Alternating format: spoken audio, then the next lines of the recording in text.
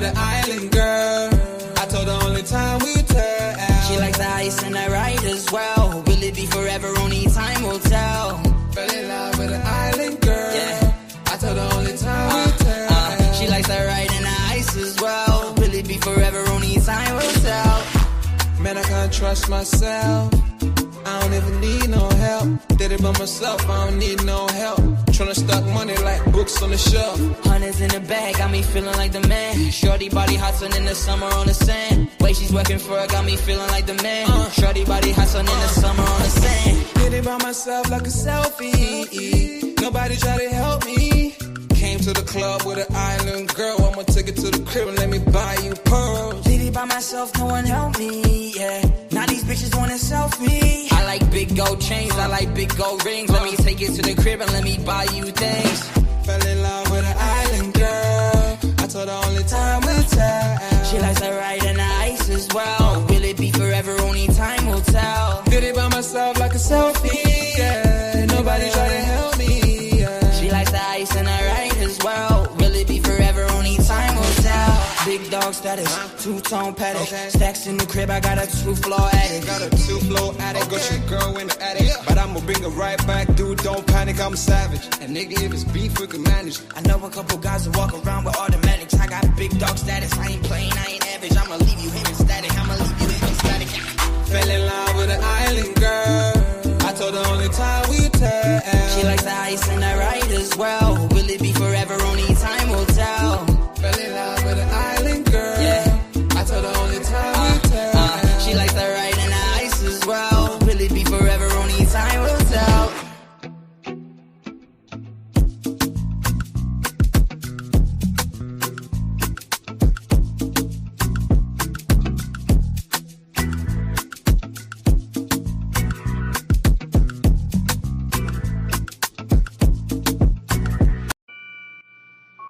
Take note.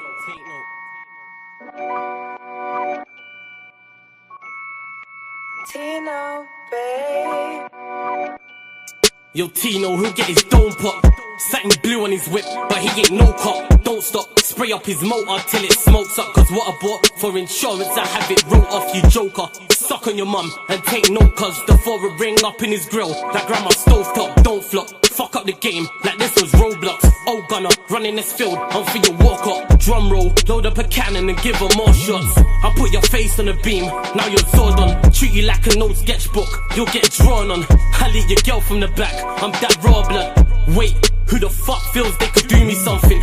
I'll roll up in your ends with a toolie busting. 32 ugly as shit, like Miss Rooney's husband. Somebody cut me a deal, I'm just too disgusting. Niggas think they next in line, but they ain't doing nothing. Mask on, metal in hand, Freddy Krueger's coming. Tools all up in your home, I'm here to fix the plumbing. House blown, toaster run, leak gas from your oven. Diol on your girlfriend's face, and she best get to sucking. Head game resemble my dad, cause it was good for nothing. Yeah, I'm still vegan, but I'm down for beef. Niggas think they slick with a dialect, but talk is cheap. Watch your mouth, little nigga, because I roll with heat. Top said there's no returns, and I see no receipt. I put your boy in the back like he was groceries. Riding round with the burner boy in case I find a leak. Extendo, licking off shots until it overheats. No mask, did it barefaced, just so they know it's me. Eyes closed, chest wide open, heart surgery. Usher said just let it burn, let's make it third degree. Niggas think everything's jokes until you shoot his queen. Shot was funny as shit, it barely missed the bean. Wax on, then wax off to leave the burner clean. Then open up the Uber app to flee the murder scene. Waving a stick will make them levitate. I raise a toast in the air, let's celebrate. See a couple holding a blade like it's wedding day. And yous can leave with a slash, just like wedding cake. Bitches on snap in the snacks. Oh no you ain't, know your place. Worked up flawless, you look like bellyache. Beat my dick all off in the face and let it detonate. All facts, just ask your mum, she'll demonstrate. Damn right babes, I'm a jerk, just let it marinate. I gave it a beat like I was Penfold. I'm some retarded head, my tongue's mental. Babes, if you died and you died, cause you was meant to. Nigga, all I do is draw, I'm a pencil. Run up on you niggas like the rent's due. Dude, screwed, if I see food, you're on the menu. Your homies have to find the Dragon Balls to resurrect you. Fuck it, you niggas can all hate. I'm better than all of you niggas I don't rate. If your girl's fit, 4+4, she'll get 8. I'm a chiropractor back, just setting them all straight. Scholes, take note.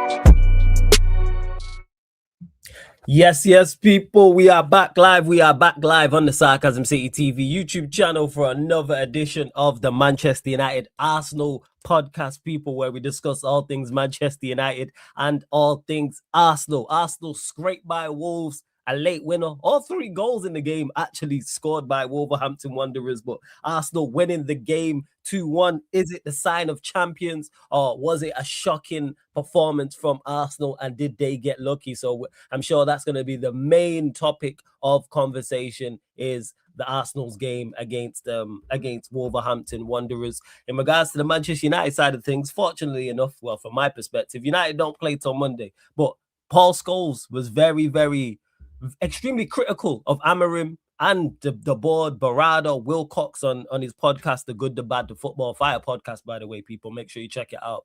Nicky Butt, Paddy McGuinness alongside Paul Scholes as well. But was he spot on? So we will be discussing that, because I've really not spoke about it. And shout out to, I think it was Griggs who put out a funny tweet. And he said, you know how bad Amorim has to be to have United legends talking sense?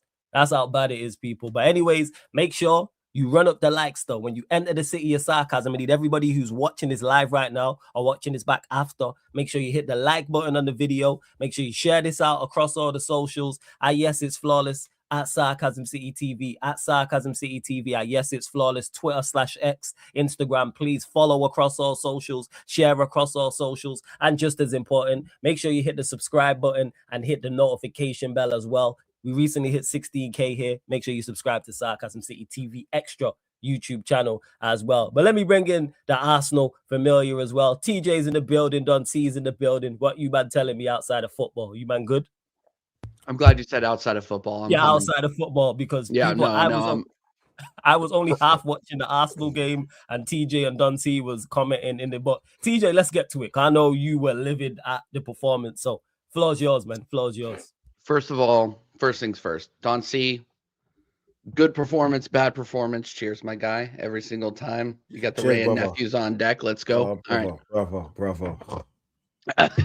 So, yeah, Wolves scored all 3 goals. That's all you need to know. We're already talking in the chat. So I'm just a warning to the chat. Don't piss me off. Don't piss me off today. I swear to God, I didn't go live on my channel because I'm planning on getting Flawless canceled tonight. We played against the worst team in Premier League history, and I'm saying that is not a prediction. Shout out Paul Heyman. That is a spoiler.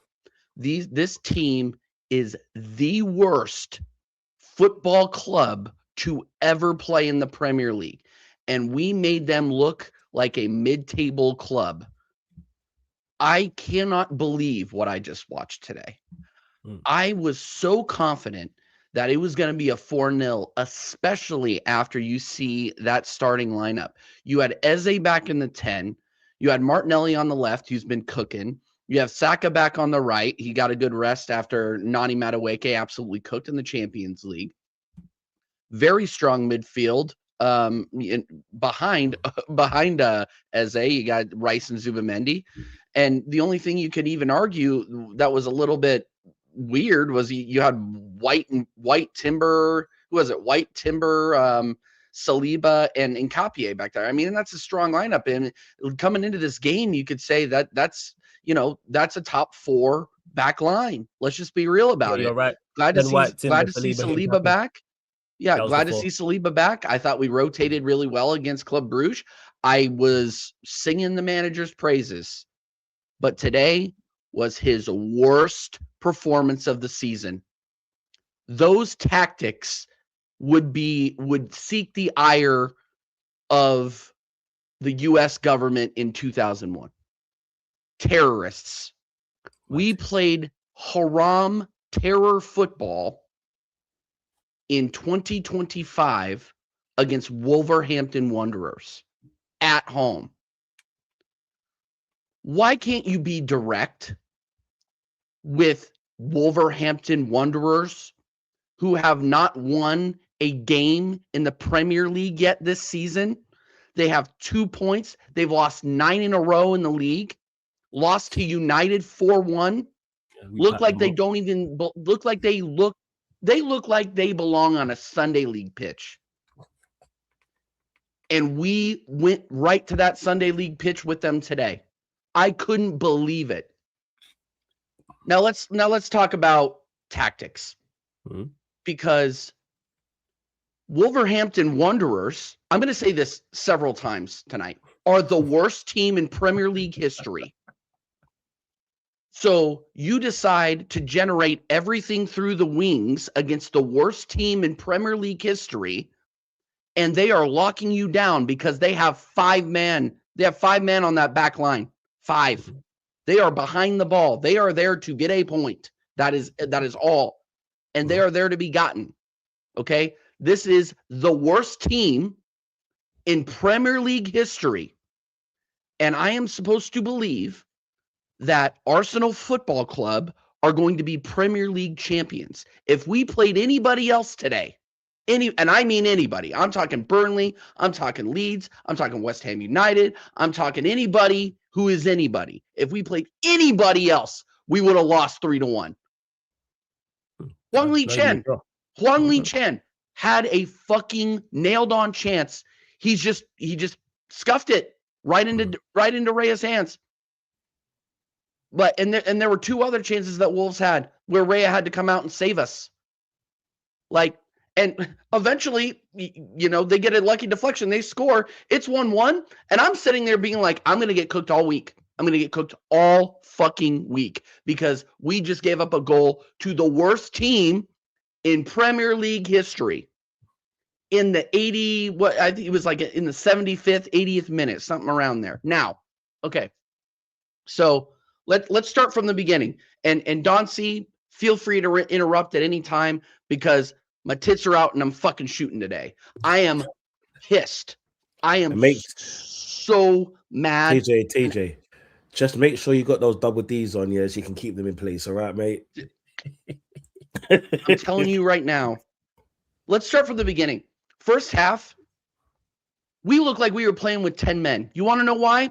Because anytime we try to generate through the wings, we're playing with 10 men because Victor Gyökeres, I'm sorry, is fucking useless. He's useless. If you are trying to generate anything through the wings, if you're trying to put in a cross, he's nowhere near it. 5 feet off of that square from Bukayo Saka, who worked his ass off on the wing, by the way, but he's going to get thrown under the bus because he didn't get a GA. We were, and I'm not even going to lie, he wasn't that good, but he was providing chances. And these guys in the middle were playing like they were fucking blindfolded. Victor Gyökeres, I'm sorry. I said this before. I said I was going to give him time. I said he looks bad on the ball. I said he looks uncomfortable out there if he doesn't have space. If he's not playing against a Leeds level back line, he's not going to do shit. And today he proved all of that correct. He doesn't fit into the system. When he gets chances, he looks completely lost. He looks like he's out there playing with cement in his shoes, bro. He looks like he made the mob angry out there. He's wearing cement shoes out there. He looks awful every game you watch. And GA is not going to cover it up. I'm sorry. Scoring off your hips, scoring a header in games earlier this season that I don't even remember. Like, you cannot paper over these terrible performances. I'm sorry. The last 2 matches where we have subbed him off, and it's inexcusable. I'm spitting right now. Inexcusable that Mikel Arteta left him on after that first half. I couldn't fucking believe it. The fact that this guy trotted out on the pitch after not looking dangerous, not one shot on target in that first 45. Not one. Yeah. They had a shot on target. We did not. We were putting it in row Z or putting it wide. We had no threat whatsoever. Wolves, the worst team in Premier League history, scored all 3 goals today. I'm just gonna keep repeating it. All right, so TJ, we telling me is that what I mean? Their defenders have got more GA than Wirtz. Is that what you're telling me? Correct. Yes. And yeah. And Lex can hold that because I know he's listening. Kaneki can hold that as well, even though whatever, who cares? Alex. Yeah, whatever. I'll be in the chat for the Yardman show. I'm saying in the chat as well. I see you lot. Big up. Go on. TJ's cooking. Okay, I'm gonna keep going because you have one of the worst striker performances back to back that I have seen out of an Arsenal striker in a while, and I have watched Kai Havertz the last 2 years. This guy against Club Brugge, you had dime performances next to him, and this guy was like a 4 out of 10. Anytime this guy is on the ball, he looks like he's gonna have a seizure. You're there, Kaneki. That's why. Damn. And in 2 relief performances, Gabriel Jesus, who is 28 but his knees are 65, comes out there and immediately makes us look better. It's immediate. You want to know why? Because our manager will not change. Victor Gyökeres will not change. Guys, spoiler alert, this isn't going to work. Victor Gyökeres will not work with Mikel Arteta as manager. Period. Because he will not feed a striker. Gone are the days where you had Pierre-Emerick Aubameyang, and towards the end of his Arsenal tenure, by the way, his goals dried up. You want to know why? Because he's not a false 9. Got you. Unless we are playing a false 9, a Mikel Merino, a Gabriel Jesus that can link up play, that people can trust on the ball, we're not going to use a 9. We might as well be playing with 10 fucking men. It looked like we were playing with 10 men until the 80th minute. I swear to God. Damn. Anybody in the chat disagree with me? I would love to hear your argument, because I watched this game today and I kept saying, we're playing with 10 men. We're playing with 10 men. Let us know. There's nobody there. Arsenal Anybody fans, who watch it, I want to know. And non-Arsenal fans, everyone, your thoughts on Gyökeres' performance today. Do you agree with TJ? Do you disagree with him? Let us know, people. I want to know. Go on, TJ. It was fucking shit. Wow, that bad.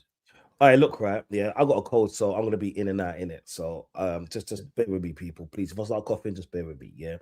But at least my coughing had more importance to this game than what Gyökeres did, yeah. When we signed Gyökeres, yeah, I see everybody doing that shit. Have you ever seen me do it? Why don't you think you see me do it? Shut the fuck up, no one asked you, blood, yeah. Like keep yourself on a fucking the white side. It's a PR move, dude. The white side of Manchester, you pussy, yeah. No, it's how people when he curses me out, yeah. No coughing, no slurring, nothing. Go on, I'm not even angry. That's the thing. Yeah, I'm still smiling away. I'm still smiling away. But come on, lads, come on now. All of these people that's been backing Gyökeres because I wanted him to win, because that's the first time we've had a striker in many years since Aubameyang. But we can't blame it on chances. Saka gave him a prime chance when it's in between 2 players. Yeah, he was too sluggish. You see, Flawless. You remember the conversation that we had on yesterday, yeah, with me, you, Rizzy, and Prime, yeah? When I said he's too sluggish, he's too slow, he's butch. It's what I'm saying. It's not that he's not ready for the Premier League. Big up, Gunner, yeah? It's not that he's not ready for the Premier League. It's just that I don't know what to do with him, bro. Honestly, you know what I'm saying? It's like he's fucking limp. You know what I'm saying? He's trying to have kids and no ball bags. I don't get that. That makes sense. You get me? So we all okay with that. Yeah. Basically, say the shooting blanks. That's what you're saying. Yeah. But yeah, he wants kids. You know what I'm saying? Yeah. Look, right. Okay. Did you know what? I'm not as pissed as TJ is. Like, literally, I'm not. I'm not even close to done yet. But the thing is, Arsenal, yeah, as a whole, was horrible. Was horrible. I can understand it if it was against a bigger team. They have 2 points. Point. They have 2 points. Oh, does that mean they're the worst team in Premier League history? Sorry, I'm going to keep saying it. No. They are the worst team in Premier League history, yeah. And we're supposed to be going for the title, yeah. We're supposed to be in that situation that, like, this is do or die. You know what I'm saying? And that's how we play. I don't care if they had a fucking defensive masterclass. They got 2 points. You know what I'm saying? We should have had enough to nullify them. And what makes it even worse for me is that I'm not a That's a good one. I'm okay. I'm not a Martinelli fan. Out to Yeah? Karma. But why the fuck is he playing? Why is he Who's it? starting? Who? Martinelli. Oh, Martinelli. Okay, Martinelli. go. I'd say my voice in it. Martinelli. That's Why cool. is he starting? You know what I'm saying? Why the fuck is he starting? He's shit. Like people could say, yeah, he scored a goal fucking last week. He scored a goal for bench. Off the bench. He's Like, a bench player. He's a bench player, man. He's an impact player. Trossard this season All he is has literally switched places. Last season, that was Trossard. Yeah. You see, I don't get it, right? Because like I'm trying to kind of stay cordial this season, yeah, and just see where it takes us. Just because we've got all the players that we've actually wanted within our team, all the positions, let's just say. But it's like this is basically the first team we've added 2 players, yeah, Wyatt and Nkape, yeah, and this is what they give us. Like Gokaris, he scored like fucking 30 plus 39 goals last season. 39 goals last season, right? That's good. And then this is what you're getting us. You know what I'm FIFA saying? Striker of the Year. This Like, is FIFA Striker of the Year. I don't get it, bro. You can't be that bad. You got 50. You got 54 across all comps last season. 50. You know what? You got 54 all across. That's even worse. And you're showing me levels like you're just a bit better than Isak. You know what I'm saying? He's not a footballer, man. He's just not. He's just because not. I can only go on goals. You get what I'm saying? We could say, yeah, it's a Farmers League. It's this, it's that. Isak came from Newcastle, and they said he was the top 2 strikers in this country. Like, and we're not the Farmers League. So before anyone says anything, shut the fuck up, please. Yeah, because I will go at you. Yeah, me and my cough will go at you. You get me? It's like this, right? I can't even be angry today because if this was a City, the narrative will be, guess what, people? This is what fighting champions do. Yeah, I was gonna say that. Is it ugly because they would say that? But bruv, it's fucking Wolves and they got 2 points. True. You know what I'm saying? It's because they are that bad. Bro, it's like my little cousin, yeah, 2 years old, and he punches me up. Mate, that makes sense. And the thing is, I'm not even angry, bro. You get what I'm saying? It's more of a disappointment thing. Because like when we spoke before in the group or on streams, it's more of I wanted a 4-0. I was like, TJ, I wanted this 4-0. I wanted Gokaris to score. I said Gokaris the best score. I said 4-0 easy around this time. Fucking 4-0. And this is what you give me. You give me a fucking 2 own goals, yeah? Right? And a performance like that. Do you know what, yeah? Oh yeah, I'm like, if someone can put in the chat, please, what Arteta said. Yeah, if someone's got the quotes, let us know. I would be very grateful if you do that because I want to see where his mind was at, to what he saw and to what he says. To be fair, Arteta looked furious at the end of the match. And look, I'm not putting this entire thing on Arteta. I'm not. It might sound like I am, but I'm not. The players need to be better. The players today were shit. Like, let's just be real about it. I really can't name one player that I thought was impressive today. I'm dead serious. And maybe that's just the ref was impressive. The ref was impressive. Yeah, the ref was impressive. And got the ref. The only player that I can maybe say is Saka because he put in that dangerous set piece cross. Other than that, man, like I can't think of anybody. And Capier got absolutely embarrassed. Timber looked off the pace. White looked injured, and then he went off injured. He was playing like it. So I want to see what Arteta said and in the post match because he looked furious. He looked like he was going to start throwing around laundry baskets and shit because he needs to, but he also needs to look in the mirror. Because what I saw today is instruction. That is instruction. If you see if you are generating or trying to generate everything off of your wingers cutting in or your wingers putting in cross after cross after cross, praying that your 600 or your 60 million pound Swedish striker can put his head on it, that's awful. Against Wolves, who are the worst team in the Premier League. Just a reminder, Premier League history. Can't you, realizing that who you are playing against, why not try generating more through the middle of the pitch? TJ, Why not try something different? Oh, yeah, because you have an empty suit in the 9 who is not a footballer. I repeat, he is not a footballer. I saw Flawless put in a better performance at the Molyneux. I watched clips. Than I have seen Gyökeres put in a performance in the Premier League. Okay? This guy cannot pass. He cannot spot a run. Anytime he's on the ball, he looks like he's drunk.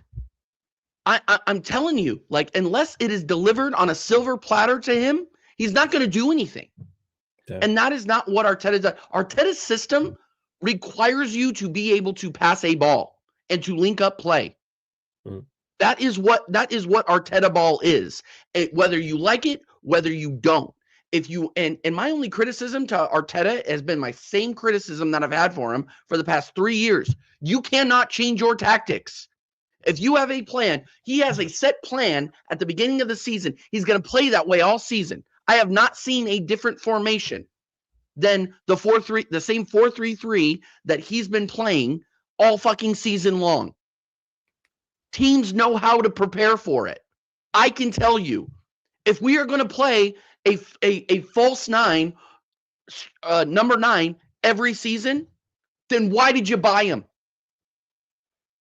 It was a club decision. And look, I was here, and this is what I was talking to you about earlier, Flawless, about me having to admit I was wrong. I was stoked that we got Gyökeres. I saw the sticker. I saw the stats. Everybody did. Everyone's seen it. Everyone's seen this. Everybody saw this. And I have not once done that, by the way. I'm just gonna. I'll go ahead and say it. It looked like a PR win for Arsenal because he wasn't going anywhere else. He left his girlfriend to play for Red and White, all that fucking all the songs, all the bullshit. And he comes in here and he stinks. He stinks. He's no better than Kai Havertz was in there. Our only striker right now is Gabriel Jesus, who's been out for the last 12 months because he's dealing with his second ACL injury under this manager. Mm-hmm. Okay? Now, if Arteta changes, I think he gets more out of Gyökeres. I think he does. Yeah. But you're this late into the season. It's December 13th in the year of our Lord 2025. We are more than 30% into the season, 35% into the season. He's not going to change anything because the results are what they are. We have not lost a match outside of flukes. Let's be real. Aston Villa lost the concentration. Liverpool, fucking magical world-class goddamn free kick, okay? We have been so consistent, and I cannot bitch about it. I can't complain about it. Anybody, DJ, are you a 10 out? Dude, I've lost 2 games all season. How am I supposed to complain about the manager? But I will criticize individual mistakes because he makes these mistakes in key times during the season, and it costs us, and it almost costed us today. Mm-hmm. Let's be real. If we had drawn that match, we would be having a more difficult conversation because we draw against the worst team in Premier League history. We're not champions. We're not going to be champions. Just give it to Manchester City now. But we got lucky. And I will say this. We got lucky today. Because Wolves are so shit that they're so bound for the championship. I swear. They must have made a deal with the devil to stay up last season because this season it is going down. Yeah. They ain't go. And people don't remember because there's a lot of recency here. Wolves were in the same position last season and got bailed out. They were in the same position and they went on a run and they barely survived. This time they are done. They were finished from the gate, from the word go. They were done. Okay? So the fact that teams, they literally beat themselves. So any Arsenal fan that is going to pitch me any sort of positivity out of that, anybody who's like, no offense, Don, but anybody who's like, oh, I'm chilling. Fuck you. This is exactly what got us in trouble last season. I'm so glad we have a week off. And I think Saka said something similar after the game. I'm so glad we have a week off so we can reflect on these poor performances. In the league, we have been garbage the last 3 matches. We've been shit. Shit. We lose concentration. On the transition, we look lethargic. We look like we don't know what we're doing. We almost got countered twice today. And if Wolves had any bit of quality in their forward line, we would have lost 3-1. Anybody feel free to tell me I'm wrong. Anybody. Huang Li Chan had 2 chances that he missed. 1-on-1 with David Raya. And if we didn't have the best goalkeeper in the Premier League, we would have lost. So don't piss on my head and call it rain. We fucking sucked today. We sucked. And it's these performances that we do not pull out of effectively. If we lose our next league match, I don't even remember who we play. Everton. It doesn't matter. Everton away. Okay, cool. Everton away. Historically a bogey team for us. We play against Everton like that, they beat us 2-0. Easy. And that's after I watched them put in an absolute stinker today at Chelsea. Against Chelsea. If they play like they did today against Chelsea, against the way we played like we did today against Wolves, they win 2-0. That's how bad we were. We have a world-class top 10, like in terms of player value, top 10 team in the world. But we can't beat Wolverhampton Wanderers without 2 own goals?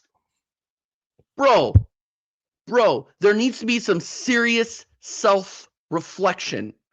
And I'm glad we don't have games for the next week, because these players need to take a look at themselves and be like, look, are we actually serious? Are we serious? Are we going to do this? And people wonder why I was so shy to pull the trigger on saying whether or not we were going to win the league. This is why. Because December, January, February, we start shitting the bed with these bad performances. And bad performances matter. You can look at the result and say, hey, we got the result. It doesn't matter. No. Performances at this point in the season matter so much. And we just mail it in. We can't change our tactics. Our players don't step up. Our leaders don't step up. Ever since Gabriel went down, outside of the Champions League, we have looked considerably worse. Considerably. Our back line is lacking leadership. Today, I swear, if Saliba wasn't playing today, we would have lost. We would have lost. You want who against Aston Villa, our back line, for example, because I don't know if we've talked since Aston Villa. Or no, I had to drop. That's why. Yeah, we had Calafiori, Hincapié, Timber, and White on our back line. Calafiori plays his worst match of the season. You want to know why? Because he doesn't trust Hincapié. Because there's no leadership back there. If Gabriel isn't back there or Saliba isn't back there, we look fucking lost. And that's why you saw that shit show at the end. Okay? So, all I'm saying is look, we said at the beginning of the season, Don said it, I said it. There's no excuses this season. That's fact. There's no excuses. There's none. And people are saying, look, and when I say Saliba being out and Gabriel being out at the same time is a detriment, and people say, oh, no excuses, injuries. That's genuine. That's actually disingenuous. because no team can say, oh, yeah, we just lost both of our world-class center backs and we're going to perform the same way and get the same results consistently. That's not realistic. Let's just be real about it. But what I do expect is for a leader to step into that role, or a teammate to step into that role and take control and say, hey, you here, you here, you here, you here. If Gabriel isn't there, that isn't happening. Gabriel commands that back line. And I don't see anybody taking ownership. I don't see anybody saying, hey, you're there, hey, you're there, hey, you're shit. What are you doing over there? I don't see it. And then you watch the performances of everybody around him fall off. We are, and Arteta knows it too, by the way, because he put Norgard in at center back against Club Brugge, and we immediately looked better. You want to know why? He's a leader. He can organize. He can organize. He can help us maintain a shape. He's a captain on the field. Yep, exactly. So I don't know, man. Like my head is fucking gone, and it shouldn't be after a win. It shouldn't be after a win. But when you look at the performance today, and you look at the lack of a fucking plan B that we've been talking about for the last 3 years, it's absolutely insane and embarrassing. How bad are we on the transition? How bad? We almost got scored on today twice by the worst team in the Premier League. Yeah, they're awful. Our transitions are so bad because we're position-based only. We're going to play so far up the field that David Raya is another center back. Like, we're not playing with a goaltender anymore. Like, no goalkeeper. it's just insane to me how high up the pitch we have everybody. And we cannot play like that against every team in the Prem because we will get cooked. You saw it against Man City. Man City got that draw because we're trying to play this possession-based, we're going to hang on to the ball the entire time, football. But as soon as we lose possession, if we are playing a team against inequality, it's a goal or it's likely a goal. I'm not making this up. I'm not like, I've watched every fucking game. And you have to say, okay, Mikel, you see that your striker isn't your marquee striker signing from the summer is not working, but you're not going to change the tactics. You see how dangerous we are getting countered or on the counter coming against us, but you don't change the tactics. Like, I'm just, my head is fucking gone, man, because we are so close. We are so close to being that consistent team that I want us to be. But then the decision, like, as soon as I get any sort of confidence, the decisions start going down the fucking tube. Every decision is bad. Every lineup is bad. We get bit by the injury bug. Again, not an excuse, an observation, what is actually happening. I mean, it just makes me wonder, bro, like, fuck, this is really depressing after a fucking 3-0. Is it ever going to happen for us with this club? Because if it doesn't this season, it's more embarrassing than 22-23. It's more embarrassing than the year after that. It's less embarrassing last year because we never looked like we were going to win it last year. But there's 2 seasons prior to that where we bottled it. It's worse. Because we went out, we did the business, we addressed the squad depth. We have quality players all over the pitch. Those players have quality backups. But this manager, consistently, just when I'm getting to like what he's doing, makes the wrong fucking decisions. And hey, TJ, do you know what? Yeah, you're doing a Don C right now, you know. Normally, it's me that's ranting and getting all high rated and shit. Bro, like I told Flawless before I came in here, man, I'm like, I don't know. Like, I'm just coming in here and spraying from the hip, bro. Pause. Do your thing, bro. Do your thing, bro. Sorry if I interrupted, man. No, I'm not. You can interrupt at any time. No. Because I feel like I'm going in fucking circles. And somebody is saying, like, I'm going to say another thing that pisses me off because it makes Staffy look right. And that's what pisses me off the most is because I have to deal with these goddamn rivals every week and I get shit on and I'm going to get cooked after we beat a team. Yeah, okay? Like that's how bad today was. We won, and I'm gonna get barbecued worse than I got barbecued after we lost to Aston Villa. I feel like we lost to Wolves. I genuinely feels like a loss because of the performance, man. I agree. And look, like, I'm gonna say something, and Staffy said I was gonna say it. Now I have to say it. We shouldn't have gotten Gyökeres. Gyökeres was the wrong decision. He does not fit the profile of the team. We need players that are good on the ball. He is terrible on the ball. He's a finisher. With him coming in and knowing what he was going to be, should Arteta alter his tactics, you think? Or should he stick with it? Because now you've got this dilemma. I don't think... should he? Well, yes. Will he? Okay. No. Nah, he won't. But he should. Which is then... He should. He should. Because... But like...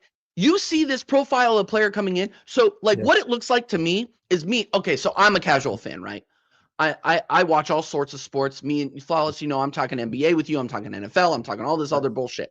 I do not watch Liga NOS. I do not watch Portuguese football.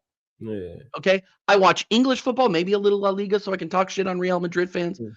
Other than that, I don't watch football. I watch Prem and I watch Champs. And if your odd Europa League game. So, but I'm a casual fan in Kansas City, Missouri. I am not Mikel Arteta or his scouting team.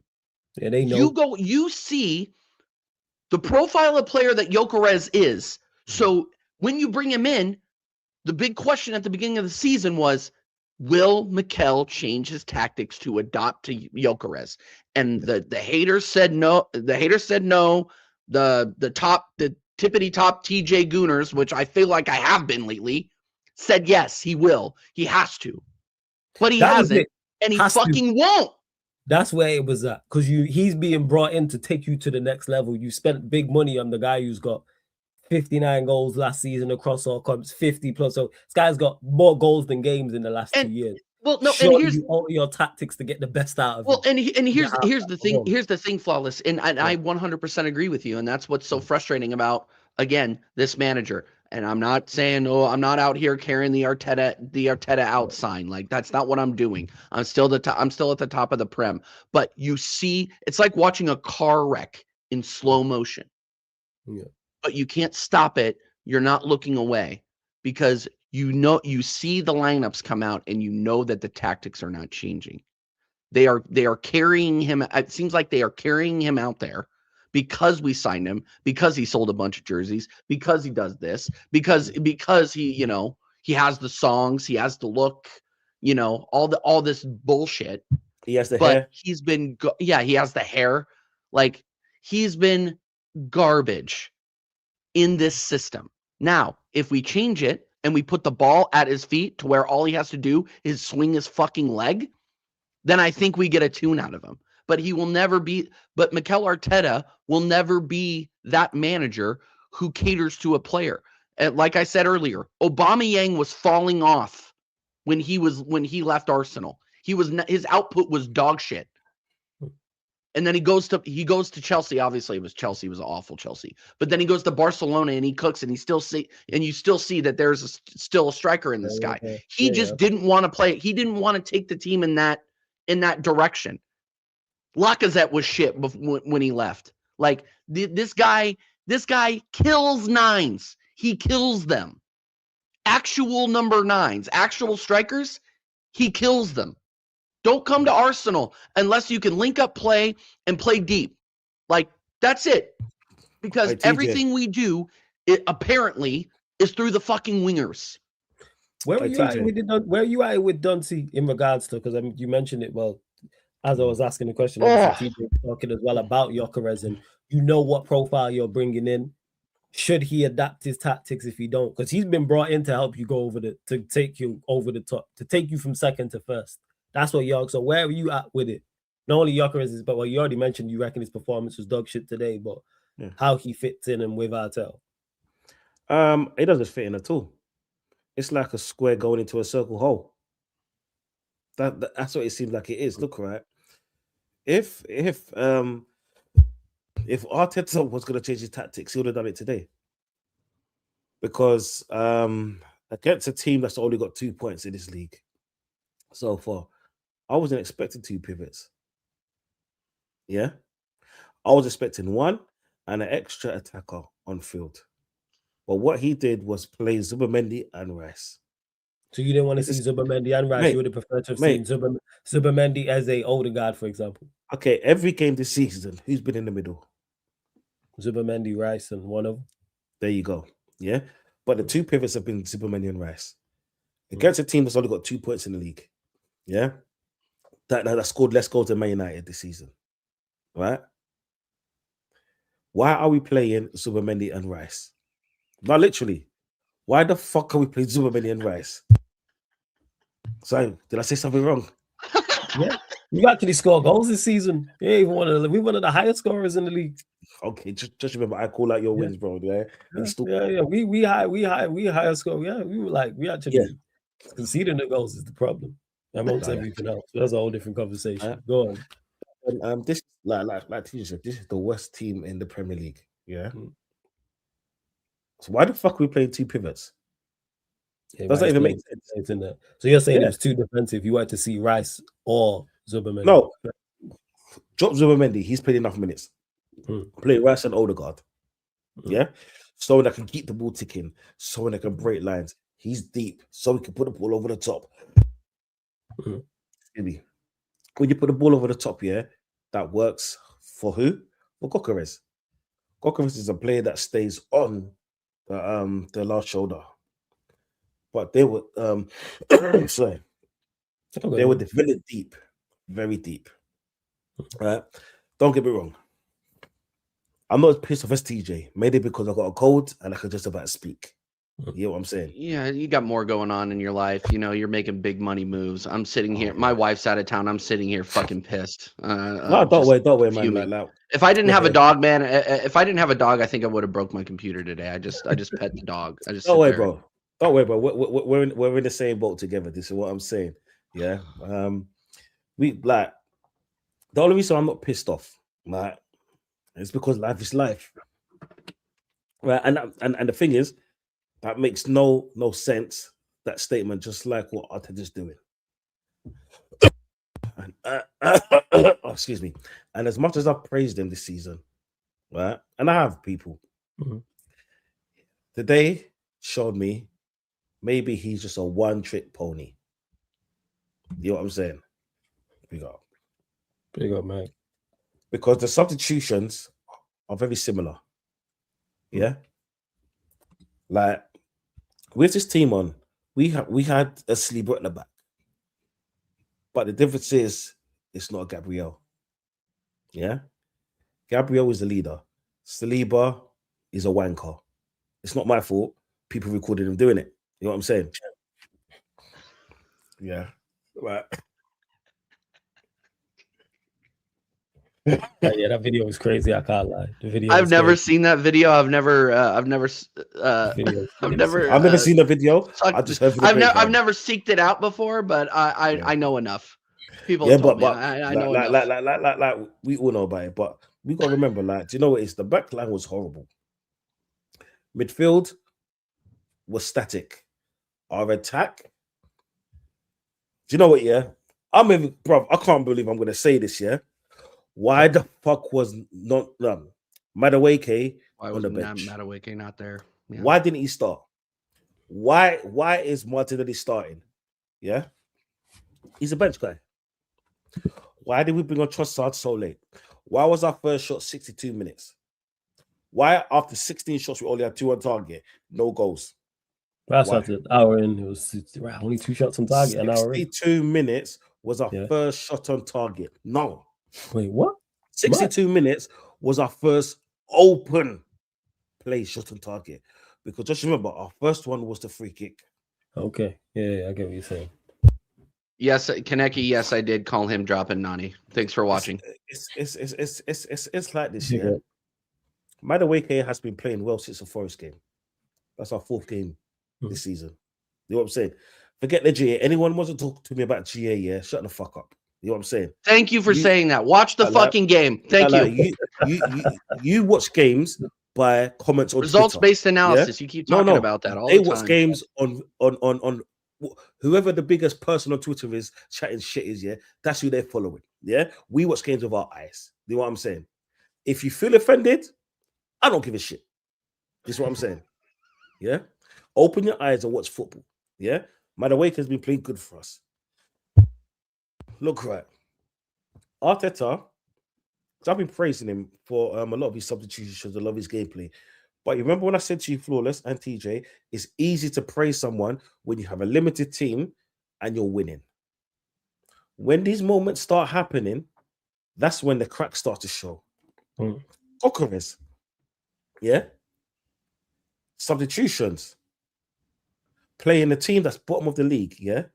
You see, after you throw up, you get that yellow stuff. That's Wolves.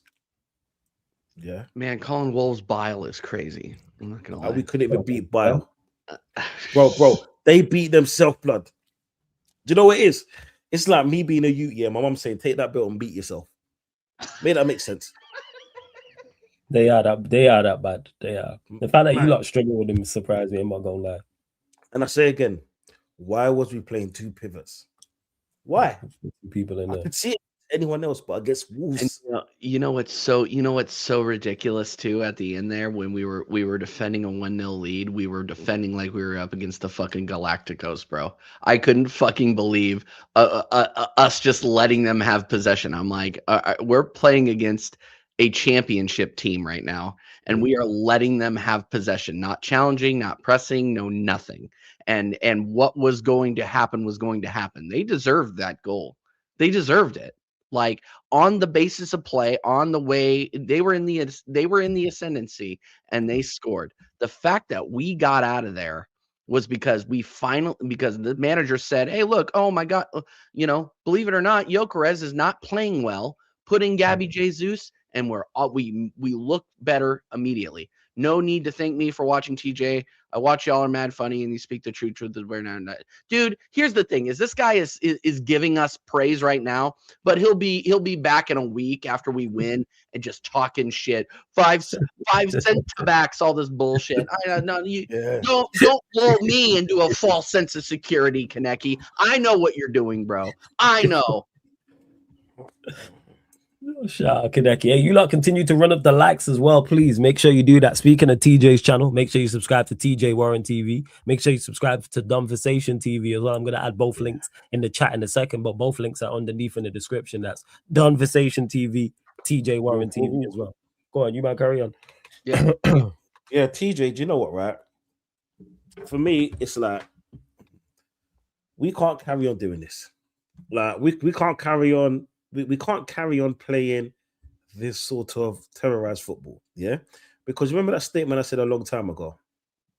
Like, about the attack. You know what I'm saying? Yeah? I'm not going to say it right now, but just remember what I said before. By Arteta consistently putting us in this position, this is why I can't back Arteta fully. This is why I can't, with my heart, say Arsenal's going to win the league. Yeah? And it irritates me to say this because like Liverpool, like it's not even worth talking about Liverpool or Wirtz anymore. Who? Yeah, there you go. Yeah, because that man, they're in space. It's like they're a myth. You get me? And this is why I said, people, do I think Arsenal's got the best team in England? Yeah, but it's just the manager, and it shows. How the fuck can we play Wolves and we've got two pivots? I mean, that makes sense. Yeah. And these are the things that so many others are overlooking. Why was Martinelli playing? Why is Gyökeres still playing? Why is Gyökeres still playing? The fact that Gyökeres was on the pitch after 45 was insane. You saw Martinelli. I was excited to see what Martinelli could do. The same you're saying he should have been taken He had four touches in the first half, Wallace. 4. Jeez, 4 touches. Yeah, so I kept saying I was yelling in the WhatsApp. I was yelling in every group that I could to say we are playing with 10 men with that guy in the 9 and these tactics. we are playing with a ghost. You could put a traffic cone out there and he would get as many touches as fucking Gyökeres did today, just because the ball would just bounce off of it, which is ironic because that's exactly what fucking happened with him. I wanted to believe. I came on this channel and was smiling a huge ass goddamn smile that would have rivaled this criminal's. But no. I know he's left unseen. That's what he's talking about. But go on, Yeah, that's totally who I was talking about. I'm of the mind that he's never gonna fit in, and I want to be wrong. Here's the thing: is I was wrong in the other direction. Now I'm going in the other direction, and I know I'm going to be right. We're going to need to go into the striker market again, and that's a horrible thing to say, but just watch the football, because Flawless, we don't have his profile of striker, like actual striker. Is somebody that can actually play on the ball, somebody that can make a pass, somebody that can link up play, somebody that can receive the ball in tight areas and do something with it. Yeah. This guy can't do it, man. What do you think? So what do you think Arteta does then? Does he persist with this? Does he play Jesus more? Does he play Havertz more when he's back? Does he play Moreno there? What is it? Because if Gyökeres is on the bench, then it's going to be a conversation why he's on the bench. If Gyökeres plays and starting games and is not performing well, that's also going to be a conversation, especially when you replace him or other strikers start and they play better. Because Moreno's played better than him playing there. So has Jesus, you've said, in a short amount of time as well. And Havertz probably will also. So go on.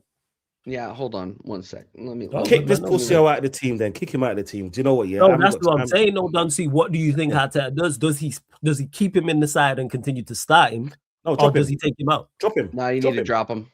He needs to drop him. You know what it is? No. I'm asking. I know you man want him to drop him. I'm asking you man, what do you think Arteta does? Do you think Arteta drops him?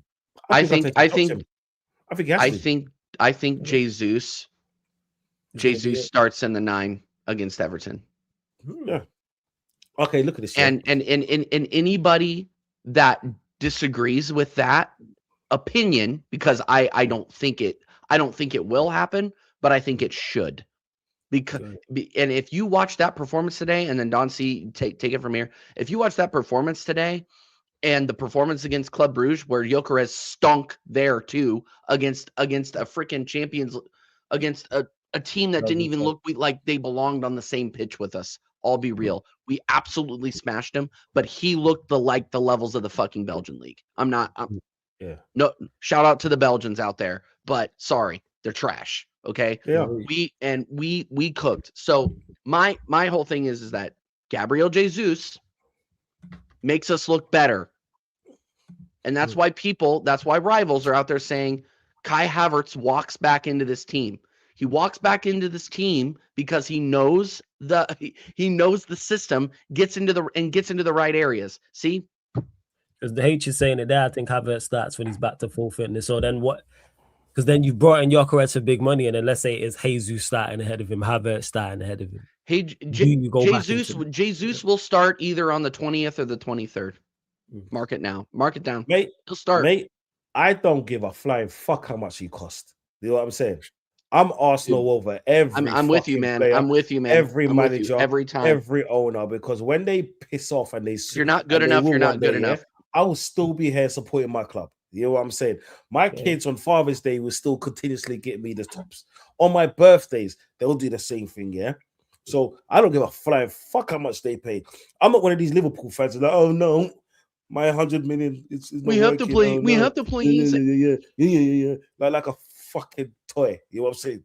I ain't got a fucking time for that. Look right, yeah. Jesus, should start. Right? Jesus should start. Right? Because he keeps the ball ticking. Against low blocks, you need to keep the ball moving consistently. This dude today was playing like he had pebbles in his socks. Yeah? That's a new one. People, put pebble in your socks and try to run. Just do that. You know what I'm saying? Make a video, tag Conversation TV. Yeah? So I can make a stream for you. You get me? I'll follow Conversation TV on TikTok as well, people. Make sure people. Yeah, I'm doing that as well. Yo, people like, yo, no, but on the real, like, I don't give a shit. I do not give a shit if he scored 51 goals. Yeah. What's my saying? My ex could have bought me a Ferrari. I don't care. Yeah. She's my ex. She calls me pain. Yeah. Well, she buys me a Ferrari though. Hey. No. Hey, mate. It's cool. I'll drive my next in it. You know what I'm saying? Yeah, they see that we in different. Bro, I would rather, I'd rather drive a Geo than have a pain in the ass for a wife. I'm not gonna lie. True. Trust me, dude. God, there, and Don C. The older you get, the more you realize there are fucking monsters out there. I'm not trying to turn this into a gal talk, but I got a lot of people going through the big D, and I don't mean Dallas. You know what I mean? So I'm just saying, like, you find one that isn't a fucking harlot. Hey, facts. Hey, people, you need to be peace of mind, man. Yeah, nah. Peace of mind. Yes. That's what you need. Peace of mind. Peace over pussy. It's not worth it. Oh, when I was younger, it was pussy over peace. Dude. And look, I did some bad things when I was a young kid. Okay, I did some horrible things. All right, I landed correctly. All right, not everybody is that lucky. I understand that, but peace of mind over pussy every single fucking time. Trust me, lads. Yeah, every time. Like, do you know what, right? Just put it this way. It's not worth it. Bro, Kaneki, horse-drawn carriage, bro. I don't need a car. I don't need a car, bro. Also carriage over a headache of a wife. Yeah. I'm some rollerblades. Yeah, yeah, do you know what? Shit, yeah. Do you know what? Fruit booting through the fucking park. Yeah, absolutely, 100%. Give me Susan Boyle instead of a headache anytime. Yep. And at least Susan Boyle can sing. You know what I mean? Yeah, bro.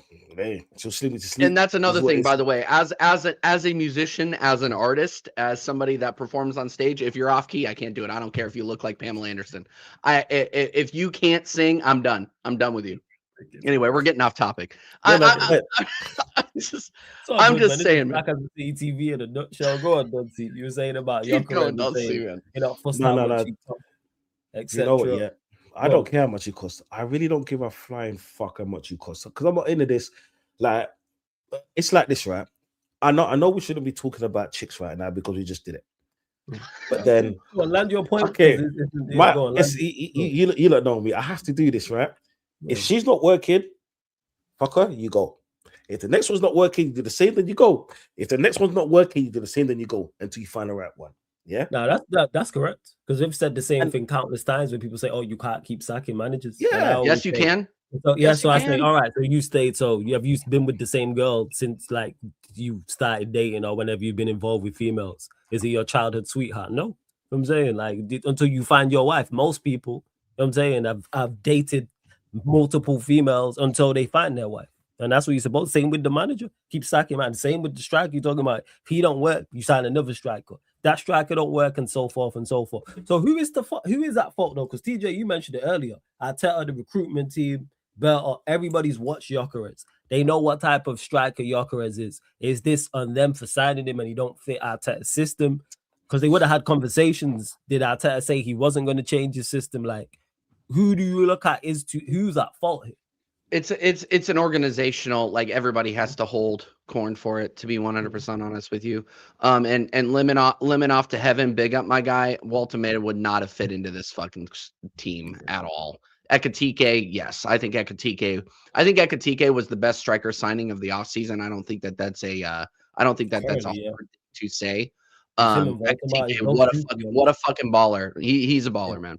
And I wish we would have signed him, but we didn't.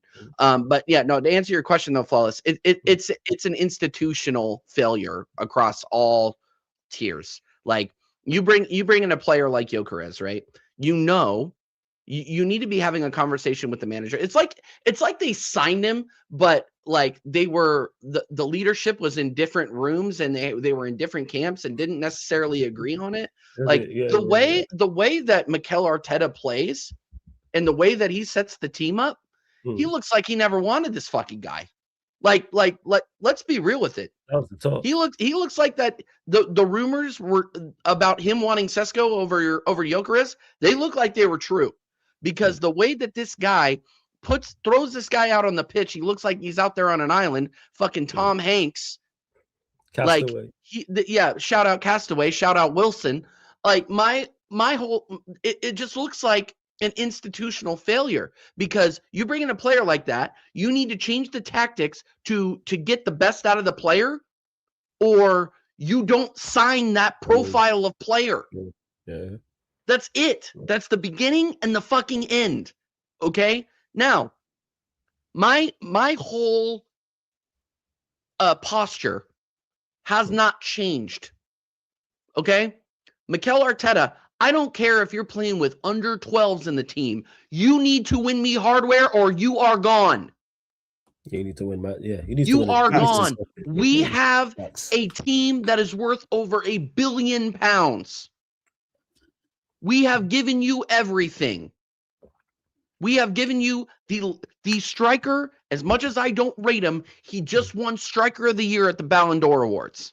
Okay, you can't say you don't know where the goal is. You can't say he doesn't know how to put the ball in the back of the fucking net. Yeah. You can't. You watched him against Man City. He is capable. I'm just saying, in the terms of like an all-around performer, he's not that. But he can put the ball in the net. He can. But you have to tailor your strategy around him. And if you don't, he looks awful, and you're basically playing with 10 men. Okay? Against the worst team in the Premier League. Gabriel Jesus. I'm going to keep saying this. Gabriel Jesus, who has not seen the pitch in 12 months in a Premier League match, even in a substitution because he's been on the medical table, comes in and makes us look 10 times better immediately. There is a problem with tactics and profile of players actually matching the tactics that you're putting on the pitch. Okay? So you either change to adapt to him, or you sit his Swedish ass on the bench and you put fucking, I can't believe I'm saying this, Gabriel Jesus or Kai fucking Havertz when he comes back. Because at least they know how to play in the system. And Kai Havertz, I'm going to lose my fucking shit when he is 5 feet from the goal, open goal, and misses. But at least the football's going to look better.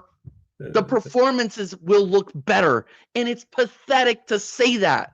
But I've watched Gyökeres struggle, dude. Bro, it's like me. Gyökeres on the pitch is like me in the London nightclub. It just doesn't jive. The music's too loud. I'm too fucking old. I'm going there to support my guy Flawless because he's MCing. After Flawless is done, I'm fucking out of there. You want to know why? Because I don't belong there. Okay? So you either change it up and adapt or get rid of him. Yeah, you have to adapt. I see him. I'm dead serious. I see him leaving in 2 years. In the next 2 years, he's gone. He's not going to be here because he doesn't fit. You either unless Arteta don't win anything, Arteta. It don't matter. Say Arteta doesn't win anything this season and Arteta gets sacked and the next manager joins. Because it seems you mentioned it there, that the board and Arteta weren't on the same page in regards to signing him. All the reports did state he wanted Sesko over Gyökeres. We're seeing it now. So let's say Arteta is gone. Maybe the signing was for the club. Maybe it is for the next guy. Maybe. Flawless. I don't see how that's even possible, because he's a horrible footballer. Horrible footballer, yes. And obviously, you lot have watched him more than me, because I like watching Arsenal. Is like I have to watch Manchester United is bad enough. So, like, yeah, watching you lot, not only do you lot win, it's not even entertaining. So that makes it even worse. But we know he knows how to score goals. Is it pretty how he does it? Does he do it well? But one thing about Gyökeres is you can't, like, even if he does half of what he did in Portugal, that's more than enough. You don't score 59 goals across all competitions. Yeah, but in a top, if you want to say Portuguese is top 6, let's say it's the 6th best league in the top 6 league, and he was bagging in the Champions League just based off of system and just based off of the players around you, despite Gyökeres' shortcomings. Like, he knows where the goal is. You like he can score 15 goals in the league. You don't look like Yeah. you're gonna get that now. Yeah, but then flawless. Oh. Okay, check this out. Yeah, what team did he play for? Sporting. Yeah. Okay, let me show you this. Yeah, when Go on. people come up against Arsenal, yeah, they go into a low block. Facts. Right? When people are playing against Sporting, they attack them with everything that they got, Yeah, that's true. or most of the teams. Yeah, so there's a lot of space for him to run in behind. So they just put the ball over the top. All it is, he has to beat the offside trap. Yeah. So just because he's at Arsenal, he's not going to get those kind of balls. He's not going to get those kind of plays, and this is why it won't. He's not going to be in transition. I hear that. So go on. You go. And style wise, he's not a Jesus. He can't play intricate. He's not like Havertz. He can't play hold up. This is what I'm saying. Right. So then, if that's the case, my point again is you're trying to make a baby with no ball bags. Yeah. In regards to that, I seen the chance today where the ball went to him. He held it up, spanned the defender, and took a left-footed shot and put it wide. He needs to do more of that because he's capable of doing that more. It's once a match though. That's the problem. Yeah, and that's once a match. Where I'm saying in regards to signing him and where the goals is, I'm saying as much as he is at fault, 4 touches ain't solely on him. Like, I don't know what's going, because if I'm managing him and he's been brought in to take us over the top, every attack, I'm treating it like word to NBA, like you say your best shooter gets the, get him the ball. That's what I'm on. If he's been brought in, I'm saying, hey, you lot look for Gyökeres. I remember vividly, like they spoke about, Rooney spoke about it with Van Persie when we signed him from you lot, ironically. And Fergie told everyone, find Van Persie or you won't play. And I'm not saying Gyökeres is Van Persie, he's not. Like nowhere shape. I'm saying the thought process is the same in regards to what he's been brought in to do. Whether he fits my system or not, Gyökeres has been brought in to be the star man and get me over the top. So therefore, hey, board, I'm going to do everything in my power to get him the ball. And I think the same with Liverpool at Isak. As much as Isak's not been at it and has been poor and needs to do more, that I agree with 110%. It's Alexander Isak. Get him the ball. Get the ball to, quote unquote, not the best player, but my main man. But go on, flawless. We've given him the ball. We've given him opportunities. Yeah. I'm not hearing this. I'm not hearing the service argument. We're giving him half opportunities. It's like today, right? A person with instincts now, yeah. Okay, let me show you this, right?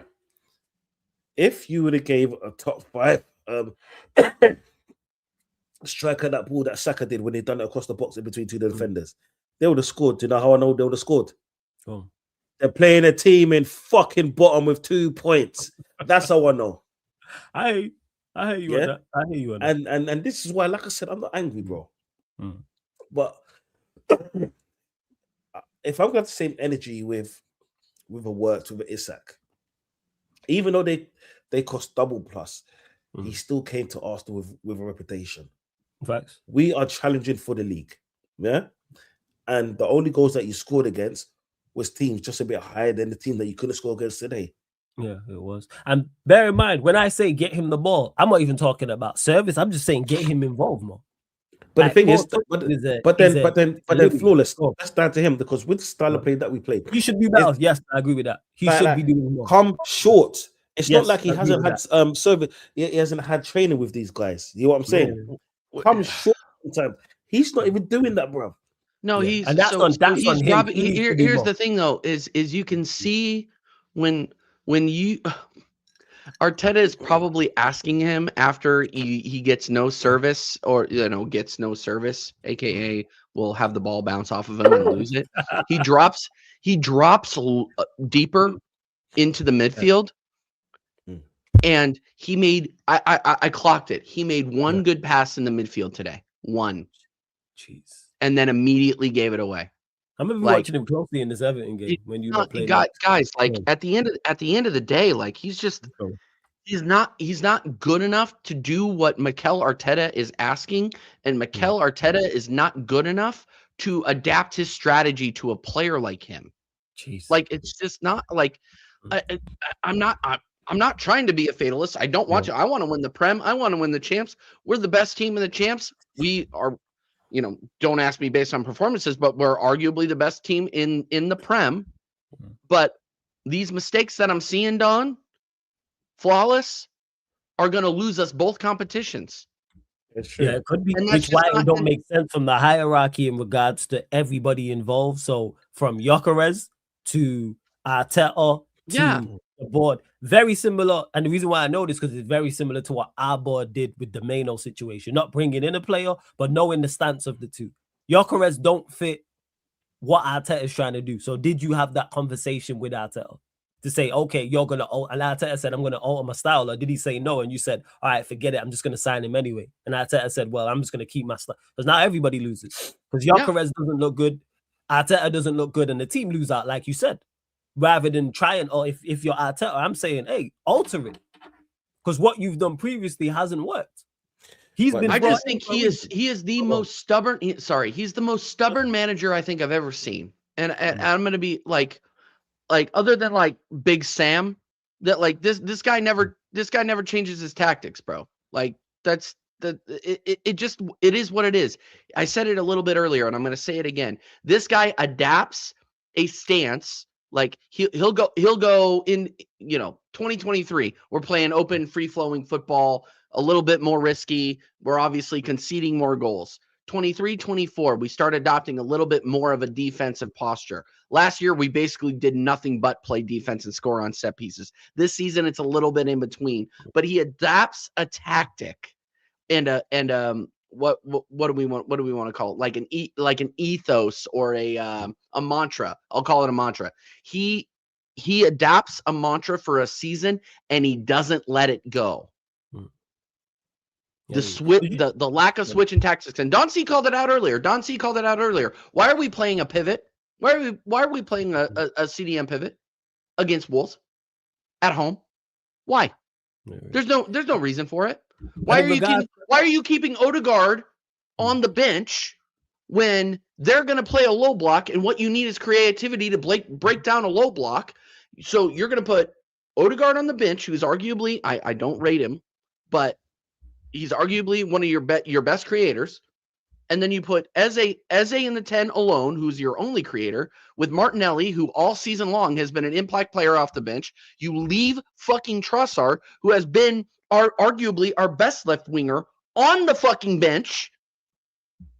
And you like it honestly just didn't make sense. Like the starting 11, like you look at the starting 11, Don C, I said 4-0 immediately. I said it. Like, yeah, it's going to happen based off of the performances that I've been seeing. Big up Brandon every single time, my guy. Let me just finish this up real quick. No, this point up real quick. Yeah. I just want to say, like, it's December 13th. You've been manager of this club for 6 years. You should know the profile of player and how your players are playing. Martinelli is an impact player.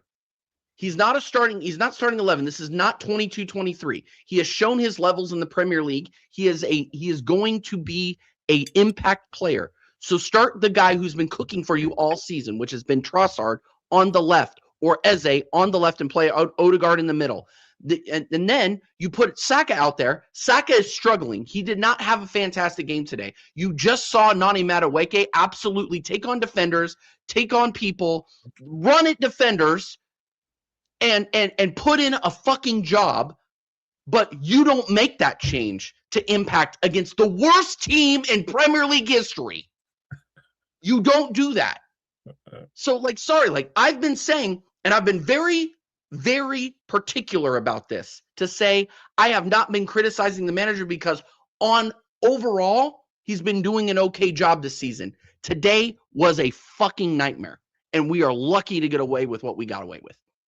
Big up Brandon, bro. Yeah, big up Brandon. Hey, Brandon, floor's yours, man. Hope you're well as well. It's been a minute, so hope you're good. Hey, floor's yours on the game today. I'm good, boy. I'm good. How are you, lads?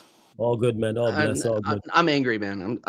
This is the angriest I've ever been after 3 points, bro. I can't believe it. I know the feeling, but this reminds me of December last season, the season before, and the season before that. So it's a familiar feeling. You see what I mean? It's a familiar feeling, but yeah, lots of questions to be asked. Lots and lots of questions to be asked. I've been reasonably calm this year, to be fair. Because when you look at that squad that we have got, Yeah, a lot of people say it's the best in Europe. I think it's definitely the best in the Premier League. Definitely. Yeah, no But doubt about that. it's up to one man to get the best out of that squad. And he's not doing it. He's not doing it. Yeah. TJ just said it. Noni Madueke, midweek. Decent performance, scores 2 goals. What's his reward for his midweek performance? Oh, yeah, you hold bench, Sunshine. And we're not even going to bring you on to change the game. That's a decent reward, isn't it? You hold bench, and we're going to bring on Gabriel Jesus, Trossard, and all these other men before you. Yet you won us the game pretty much single-handedly midweek. Scored a banger. Confidence is high, you know. And by the way, this is the same manager who sat in his press conferences a few weeks ago and said, words come out of his mouth, said that players that are performing well will continue to play because I'll pick players based on merit. Right? Interesting. So let's start with the lineup today, right? I didn't want to see Rice because he's played far too much football over the last season, not just for Arsenal, but for England as well. Yeah, and he's fucked. He's knackered. Yeah. Now, he got a rest against Club Brugge in midweek, didn't travel with us. But we're playing Wolverhampton Wanderers at home, a team that's accumulated 2 points all season. Not won a game. Do we need Declan Rice for this game? Probably not. Do we need Timber for this game? Probably not. Do we need Saka for this game? Probably not. Great game to protect your players for once in your life. Yeah, protect these players. Bear in mind, the likes of Timber, the likes of Saka, the likes of a few others in this squad are coming back from injuries that have required surgery over the past season. So they need protecting anyway. So there I am thinking, great game for Arsenal to protect some of these players. We can go out there. We've got a decent squad now. We should be able to beat Wolverhampton Wanderers, who haven't won a game all season, with our eyes shut and one hand tied behind our backs. And we make hard work of it. We end up winning the game. And the funniest thing is that Wolves scored all the goals at the Emirates. Who knew that? Arsenal didn't score a single goal. Wolves scored all 3 of them, even the 2 that we needed for us, right? And that's the funniest thing about it. But anyway, we go into that game. I didn't like the lineup, right? I didn't like the lineup at all. Again, because I thought we could rest some of these players. But at the same time, I sat there and thought, okay, he's picked a strong lineup. We'll have this game over and done with by half-time, and then some of these players can be taken off and rested for the Everton game that we've got coming up next week. Away, right? Difficult game. And it don't happen like that. Because once again, yeah, we come up against a team that are struggling, that sit 10 men behind the ball, and we're slow, lethargic, crap, rubbish, terrible, awful. And it's the same way that Arsenal have tried to break down low blocks for the past 3 years. So there's one common denominator here, right? And whenever I mention it, you get the top gooners coming out going, oh, it's not the manager, it's the players. Okay, players have to hold accountability for their performances today. I agree with that. But why is it that no matter how many players we give this guy, no matter who it is, no matter what profile a player is, no matter how much money we spend, every single year that we come up against a team that plays low blocks, we struggle to break it down? Why is that? Why couldn't Eze and Odegaard have played together today? Didn't need Rice and Zubimendi. Yeah? If anything, Rice has had his game, his rest in midweek. Zubimendi hasn't had a rest. A lot of people seem to forget that Zubimendi has come from a league in La Liga that ain't used to playing every 3 days. Yeah, you know what I mean? So, hey, Brandon, before you carry on, 1 second. Hey, Don C, I know you gotta go from. Shout out your channel. Let them know what you got coming up. All that good stuff, man. Yeah, Conversation TV peoples. Make sure you come and check it out. This is what I'm saying. So I couldn't stay, lads. Hope you all have a good night. Yeah, catch you all on the other side. Another 3 points. Here we go. Arteta, you need to do fucking better because this was piss poor. You know what I'm saying? But I don't know what's worse today. The fact that I feel ill or the way my club made me feel ill today. before you go, Yeah. can I just leave you with one stat, right? What's that? Just one stat. Right. From open play, I'm not talking about goal kicks, by the way, because that's not open play. But from open play, our goalkeeper had more touches of the ball today than our striker. I know. Well, you know, make sure we're gonna get Brandon's thoughts on Gyökeres as well, but make sure you subscribe to Don C's channel, Donversation TV, people. But shout out to Pride. Make sure you subscribe to Brandon's channel as well, True Gunners TV. Hey, Don C, you're better soon. I'll catch up with you soon every single time. Big up Don C, bro. Yeah, your fault in it, Brandon, actually, because that is someone Brandon Cook, bro. Cook. Dividing please. opinion, Gyökeres. Where are you at with it? With Gyökeres? Yeah, with Gyökeres. Where do you stand with the Gyökeres? Yeah. Well, let me start with this, right? I ain't judging him yet. Mhm. Right? I'm not judging him yet because Mikel Arteta told us a couple of seasons ago that we couldn't judge Kai Havertz until he played 50 games.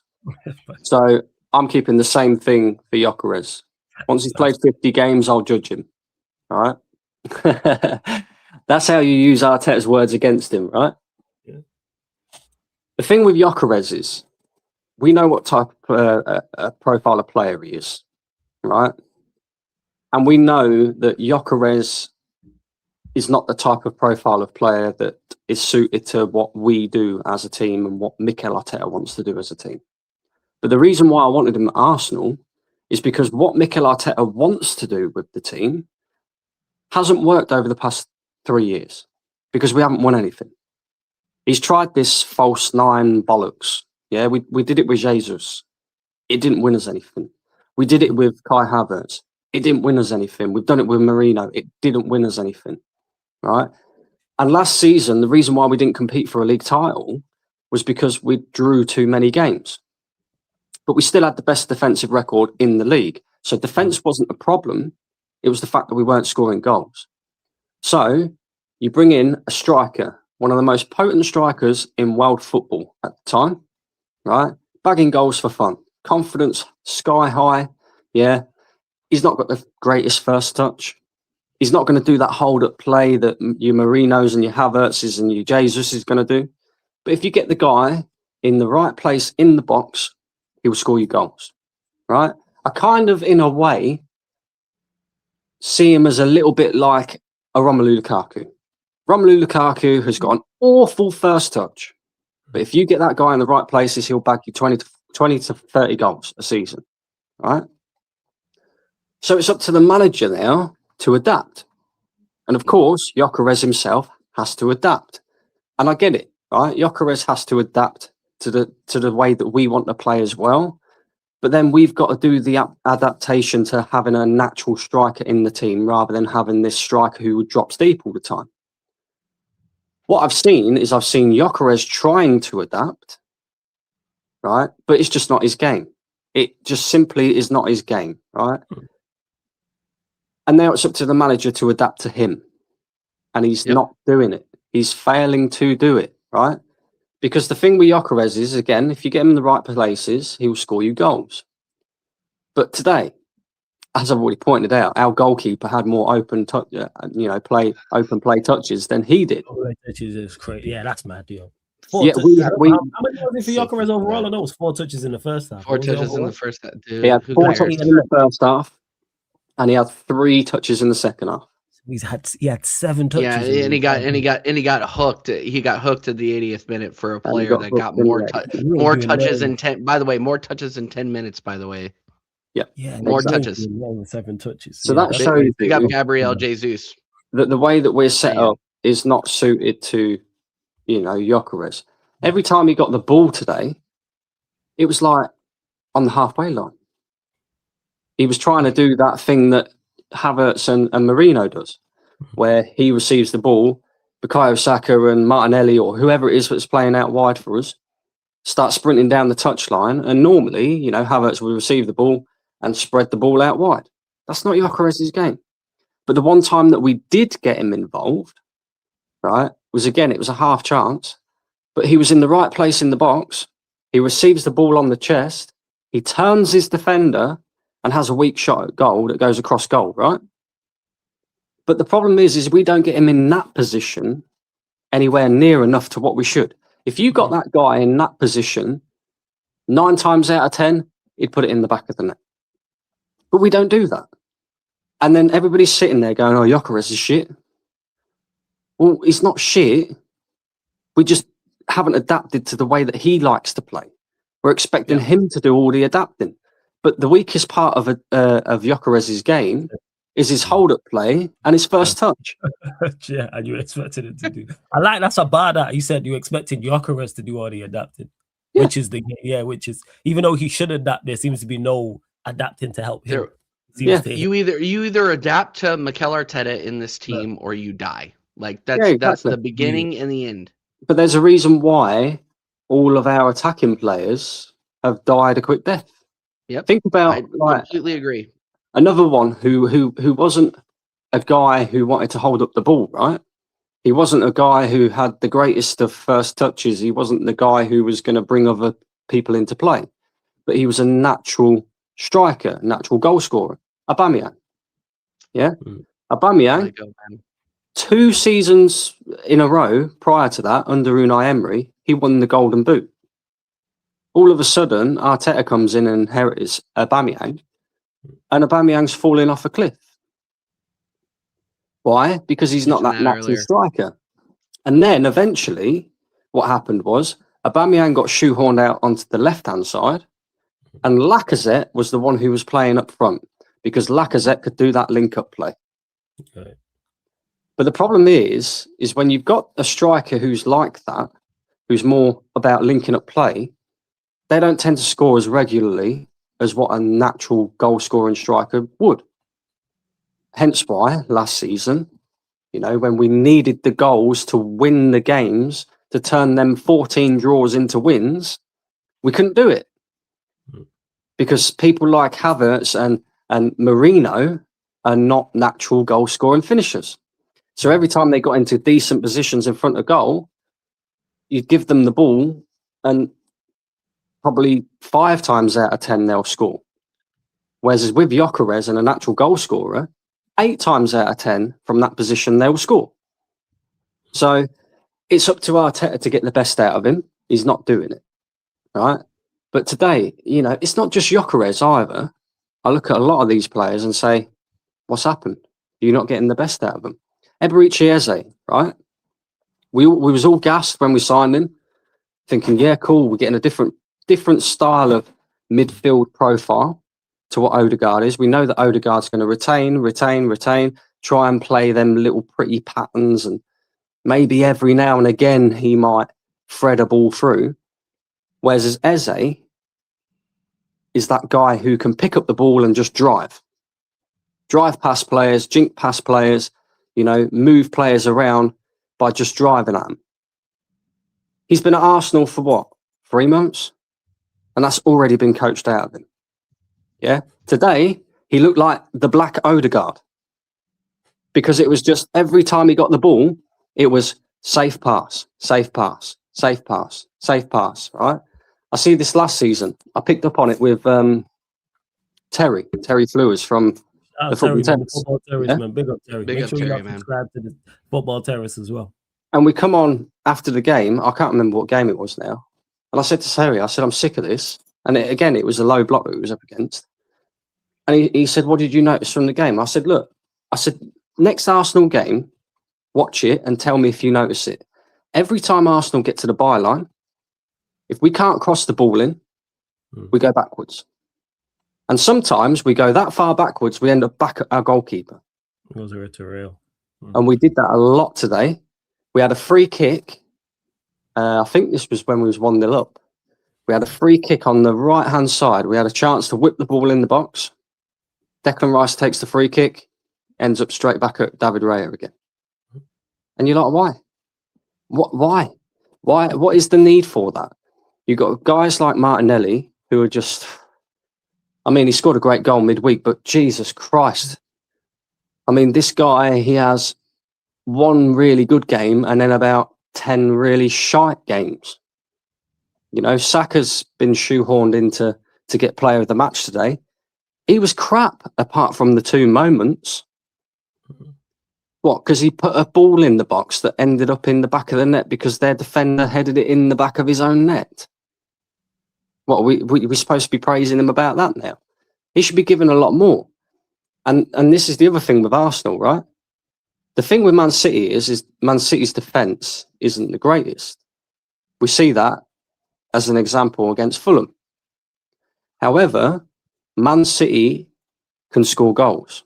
Man City don't struggle with goals, really, because although they didn't get goals as often from other players around the pitch, you know that Haaland, even before a ball is kicked at the beginning of the season, you know for a fact that Erling Haaland's going to score you 30 goals. Yeah, you're going to get goals regardless. You know what it is. But you don't, when you look at Arsenal, before a ball's been kicked, and you go, okay, who's going to be your top goal scorer this season? You look around that pitch and you go, well, I actually don't really know. Arsenal's current top goal scorer in the Premier League is Leandro Trossard. What's the Trossard? I've heard him in Moreno. And run up the likes, you lot, as well, man. Yeah. Over 60 of you lot in the building. Let's get us up to 50 likes. Hit the like button. Stop slacking. So go on, Brandon. Carry on. Trossard scored 6 goals. And 3 of them have come from off the bench. Jesus. You know, that's how poor we are at the moment in front of goal. Marino's sort of he's up there. I think he's on 4 goals. But in a team that's trying to win the league title after 16 games gone and in December, for your top goal scorer to be a guy who predominantly comes off the bench anyway, or was a bench player, let's just say, and you're not getting anything out of your star striker that you bought, you're getting something out of a midfielder that you brought in to be a midfielder, but is now all of a sudden ended up being a striker again. And then Starboy, yeah, he's coming up with assists, but I think he scored 2 Premier League goals in about 30. But he gets all this praise, you know. And the thing with Arsenal as well is if set pieces dry up, and I keep saying it, if set pieces dry up, where's the goals coming from? Because, yeah, we scored 4 against Tottenham and, you know, we had a good time of it against Bayern and whatever else. But when Arsenal are playing really poorly, like what we are at the moment, who's the player who's grabbing the game by the scruff of the neck and saying, look, I'm winning this for you? There isn't one. There isn't a single one. Not a single one that is taking responsibility and saying, I'm winning this game. Whereas at Man City, you can guarantee that Haaland's going to grab the game by the scruff. And even if they don't perform that well, he'll probably score. You know, he'll probably score. And unfortunately, to win league titles, you have to win games. And if we continue on the road that we are at the moment, a lot of these games that we're sort of getting by the scrape of our nose at the moment is going to turn to draws. And one thing that hurts you more than anything else in a league title race is draws. Draws actually hurt you more than losses do, especially if you accumulate quite a lot of them. And that is going to happen unless something changes. We desperately need a midfielder in January because Rice and Zubimendi are just fucked, basically. He clearly doesn't trust Norgard in that position. Norgard at centre back, though. He's an option. Norgard at centre back. Yeah. This is it. It's like all about moving players into positions that are not their positions and trying to get the best. To be fair, he played well, but I mean, we played against Club Brugge, so yeah, you know, exactly. But we need another midfielder, definitely, 100%.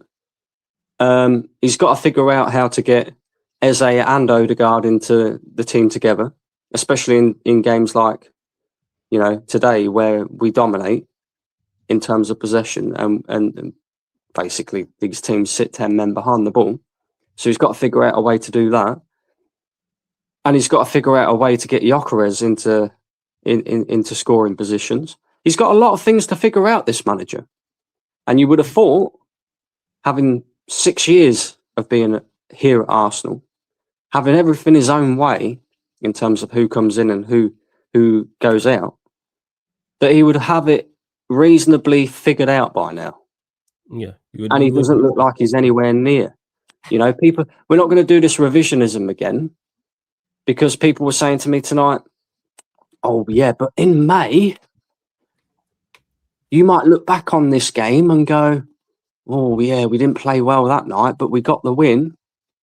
And I said to him, okay, so when Reece Nelson scored that last minute, you know, screamer against Bournemouth, did we look back in May and say, oh, yeah? No, because we didn't win it.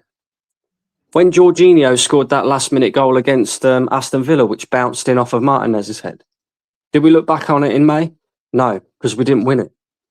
And if we continue down this road, we're going to end up sitting here in May again, trophyless. Because the thing with Arsenal is with City, right, they drop a stinker, and they might drop a stinker for 1 or 2 games. But then after that, you can guarantee that they'll go and destroy a team, right? Whereas with us, we drop a stinker, and then we continue to drop stinkers for about 3, 4, 5 games in a row. Look at Chelsea. 10-man Chelsea. We couldn't beat them. Nah, and when you're going for a league title, that is. Aston Villa. Yeah, they're a decent side. Don't get it wrong. They're a decent side. But we couldn't beat them. Tonight against Wolves. Let's be real. Marshall, man. Big up Marshall, man. FC, man. Let's be real. We shouldn't have won that game. We shouldn't have won that game. Like I said, Wolves scored all 3 goals tonight. Embarrassing. It really is embarrassing. But yeah, a lot of questions have got to be asked. Can I just say something real quick? I need to say something real quick. Shut the fuck up, Marshall. Shut the fuck up, bro. Shut up. What did he say? Bro, this is what I'm talking about, bro. There's gonna be a Scud missile headed towards my house before American Waffle this week, because these guys can't. My club, who is supposed to be the best in Europe and the best in England, can barely beat a team that is going to struggle to stay up in the championship next year. Well, I hear it. A big up to TTM as well, man. Bro. Been a member of the channel for 15 months. Hey, TTM, big up to you, man. Appreciate it, because you've been supporting for the longest, even before joining the membership. Says big up, everyone. Slap the likes. Yes, run up the likes, because before we close out, there's just under 70 of you lot in the building. We're not even at 50 likes, man. Like check 1212. Like check 1212. Let's run up the likes say as well. Yeah, of course. Go on, brother. Man United slapped 4 past these lot. Yeah. I don't want to talk about that. No, we don't need to talk about this. I know it's been mainly Arsenal people, because I thought, like, general consensus, hey, Arsenal are going to roll over Wolves 4-5-6-0. There ain't going to be really too much to predicted talk about. 6-0. Yeah, I said 4, but I said 4 minimum. But in regards to Manchester United, it makes the Arsenal performance, should I say, and result against Wolves even worse, because we played them and I was like, they're awful. On the Manchester United side of things, people, I don't know why this blew up. Actually, I do know why it blew up, because it was Paul Scholes. Because the thing is, I watched that podcast he's on. Like I say, the good, the bad, the football podcast, him, Nicky, but Paddy McGuinness, fire podcast. Them man do exceptional work on there as well. What he said about Amorim was not a surprise to me.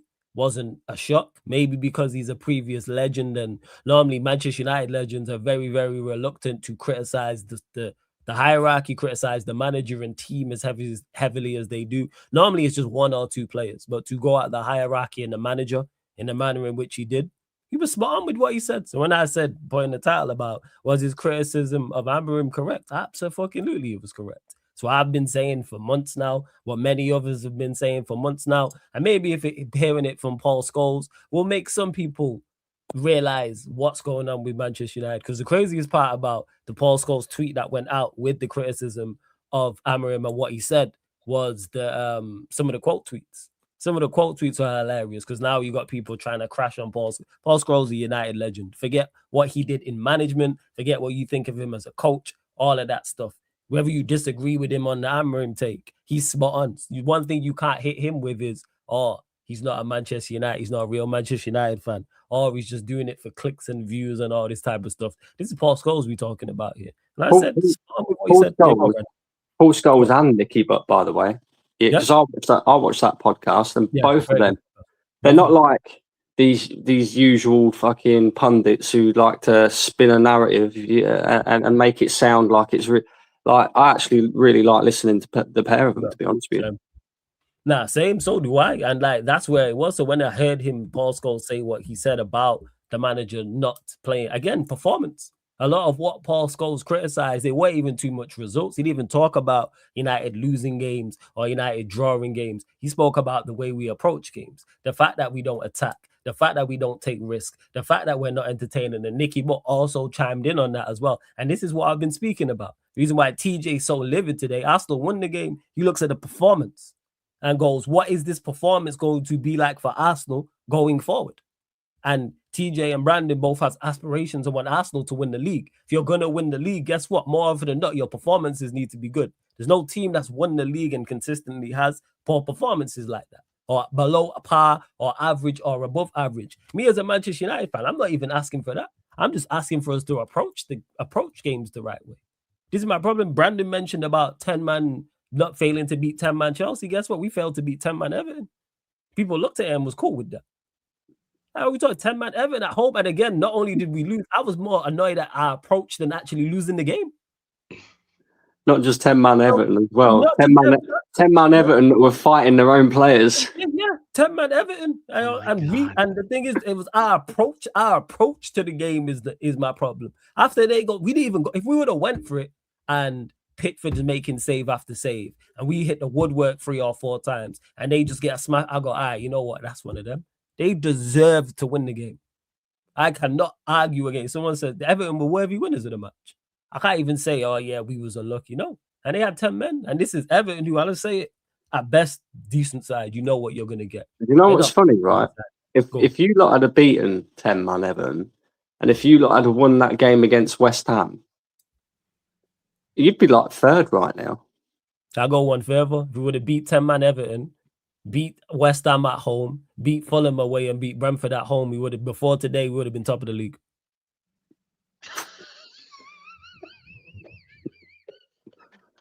That was thinking we would, and that's excluding terrible performance against Forest. That's excluding a terrible performance against Spurs. That's excluding a terrible performance against City, where we rolled over and there weren't even a booking in the game. Let me ask you this then, Flawless, right? Because a lot of people have different opinions on this, right? A lot of people are saying the league's not shit; it's just ultra competitive, and then others are saying, like myself, the league's shit. I don't know about that. Which one do you think it is? I think it's both. I think I was literally having this conversation on, when was it? Having a conversation, it was yesterday. It was either yesterday or the day before yesterday was having this conversation about the league being not of good quality, but being competitive. If everybody's average, then the league's going to be competitive. Well, that doesn't mean everybody's good. No, it means everybody's average. You get both. Same way I always use boxing. You can get 2, you can see a street fight, you know what I'm saying? And 2 people who can't fight, and it can be super entertaining. The fight can be competitive. Does it mean it was a good quality fight? No. Well, you're gonna stand there and watch it. You walking through your city center late at night, see 2 people going at it, scrapping. You're not there to watch for the technique. You're not like, oh my God, look at the way he threw that jab. Look at his foot movement and what he did. No, you're watching but it was entertaining. You know what I'm saying, to watch. But that's where it's at. With the Premier League, do I think it's good quality? No, I think it's awful. I think everybody is literally different levels of mid. So whether it's the highest mid, low mid, whatever. But it's still, because everyone's in the same boat, it's entertaining to watch. This is why you get the games we get. This is why you get City going up, what was it, 5-2 they was up, or 5-1 they was up against Fulham, ends 5-4. This is why you get games like today, like in regards to Arsenal, Wolves, etc., where that's the biggest mismatch. You've got the best team in the league so far versus the worst team in the league so far. Massive difference between the two. And all of a sudden, it's a competitive match, like things like that. So, yeah, this is it. Kaneki, 2 crackheads fighting. I live in Florida is the most entertaining thing ever. Bet there's no technique. No one's talking about, oh, look at the way he set him up. Yeah, I know that. No, that crackhead on the left really keeps his right up. Really, that's where people get mistaken. People associate quality with entertainment, and it's like, no. Like, you can have a super entertaining game, and let's say it's 4-4. Chances are, if a game's got 8 goals in it, the team. To be fair, that statement there is exactly what it was like watching Arsenal and Wolves tonight. 2 crackheads. having a go at each other. Yeah, the only difference is one of the crackheads is wearing like a gold chain and fucking driving a Bugatti. The other team is the other guy is wearing a fucking wearing a dish rag to just cover up his shit. We were just it was like we just played down, bro. And I can't stand it. I can't. And that's what. And I'm gonna have you trouble talk getting there over about this one, man. playing down. It's kind of like we don't approach it because Danny, I'm not even being shameless with what I'm saying. The point is I'm making is those games are all winnable matches. And I'm not saying United are good enough to go and win the league, but my point is do the very best, set up ourselves like TJ's mentioned it already on the stream. Don't see how we defeat ourselves. Like Manchester United cause our own problems. So before we even before the opposition do anything to us, we don't even set up correctly to face the opposition. That's where my issue lies. We don't give ourselves the best possible chance to succeed. You can lose to City. You can lose to Arsenal. We lost to Arsenal, are a better side than Manchester United. My issue on the opening day wasn't that we lost to Arsenal. That's not my problem. The way we lost to Arsenal is the problem. The lineup that we put out was terrible. Our performance against them was terrible. They were even at their best and beat us. Yeah, TJ. That's where my issue lies. TJ. Like Yo. Do you hear the excitement in his voice right now? He's sitting there thinking, oh, if we win on Monday and top 4, top 5 and all this, that. No, here's the thing is I've worked with Flawless long enough. He's forgot about something though. And Buemo's going to AFCON, mate. Bye-bye. So here's the thing is I've worked with Flawless long enough to know that this guy is saying it in jest because at the end of the day, we know what the X factor was in those negative performances and those it was the way Ruben Amorim has managed. Let me clarify this to you, Brandon. We're not doing anything of note with our players going AFCON or not. Yeah, I don't think anything changed. I don't think anything changes. Who is actually going to AFCON for you guys? I know Ahmad and Bremo, Ahmad Mazurari, those three. But with or without them, it makes no difference whatsoever. Ahmad as well. Yeah, because Ahmad's doing Ivory Coast. But we're not doing anything of note with them. We've been awful with them. We're not doing anything of note. There's no excitement when I'm talking about that. My vim when I'm talking about it comes from what my issue is with this manager. That's where my vim is. That's frustration right there. That's where my annoyance comes out to get for people to realize how far back this manager is taking us. This league is not great. We are where we are in the league by default. If everyone was doing what they're supposed to, we're nowhere near, and yet still we can't take advantage of our average league. This is the poorest the Premier League's been in quality in a strong minute. But like I said 9th at the start of the season, and we finishing no higher than that if this manager continues. With players, without players, AFCON, injuries, whatever, because we're no better than last season. Our performances are no better. We've got better individuals. As a team and as a squad, our team is better. Clear as day. The improvement, I don't think anybody in the Premier League made more improvements than us in certain areas. I'm not saying the players we signed are the best. I'm talking about the difference between the players we had and the players we signed. We had 2 players who went 0020 and we replaced them with Mbeumo and Cunha. But our attack doesn't look much better on paper. Yes, we score more goals because individually they're better, but our attack doesn't look better. Hang on, which 2 players went 0020? I know Højlund was one. Garnacho and Højlund. Oh, Garnacho, yeah. Yeah, Garnacho and Højlund. So we upgraded there. We went from Lamens to Onana. Lamens is a solid goalkeeper. I'm not saying he's but he is levels clear of Onana. But yet, our defense doesn't look miles better. So we improved the goalkeeper, and our defense doesn't look no better. An astronomical improvement. It weren't no slight improvement. There's not a debate. Lamens is world-class clear of Onana. And Bremo and Cunha are world-class clear of Højlund and Garnacho. But our attack don't look no better. That's where my issue lies. We don't perform well. We don't. We've played well in 4 matches out of 15. And one of them was against the worst Premier League side ever. Never won Liverpool. We play a back 5 and we've kept 1 clean sheet all season. We've kept 0 clean sheets away from home. And we play a back 5 with a defensive midfielder, sometimes 2. All right. Bet, but I'm the crazy one. Manager stinks, man. Absolutely stinks. Hey, big up, Daddy, man. Appreciate Are you beating Bournemouth on Monday? No. We win one match. We win 1 match from now to the end of the year, which is Wolves. We ain't beating Bournemouth. We ain't beating Villa. We ain't beating Newcastle. Forget about it. If we get more than 3 points from those 3 games, I'd be surprised. I don't see a win anywhere. And thankfully enough for us, we played the worst side ever in the Premier League twice this month. Otherwise, I don't know who. I don't predict us to beat anyone. We're an awful outfit. I don't think people, but because there's results-based analysis, and because we're fifth, or we're sixth, or we're 3 points behind Arsenal, or we're 4 points off Chelsea, or we're 2 points behind this team, people just look at like, no, watch us. People don't watch us. Our performances are all the same. Win, lose, or draw, our performance. So whether it's Palace, whether it's Spurs, whether it's Forest, whether it's Palace, whether it's West Ham, whether it's Everton, those 5 games there have all yielded different results. The performances are the exact same. But people don't watch the performances. But because we beat Palace, it's great. No, we were shocking against Palace. Xerxes scored a worldie, and Mount took advantage of Palace being poor. I mean, I don't know why the wall broke. I don't know what they're on.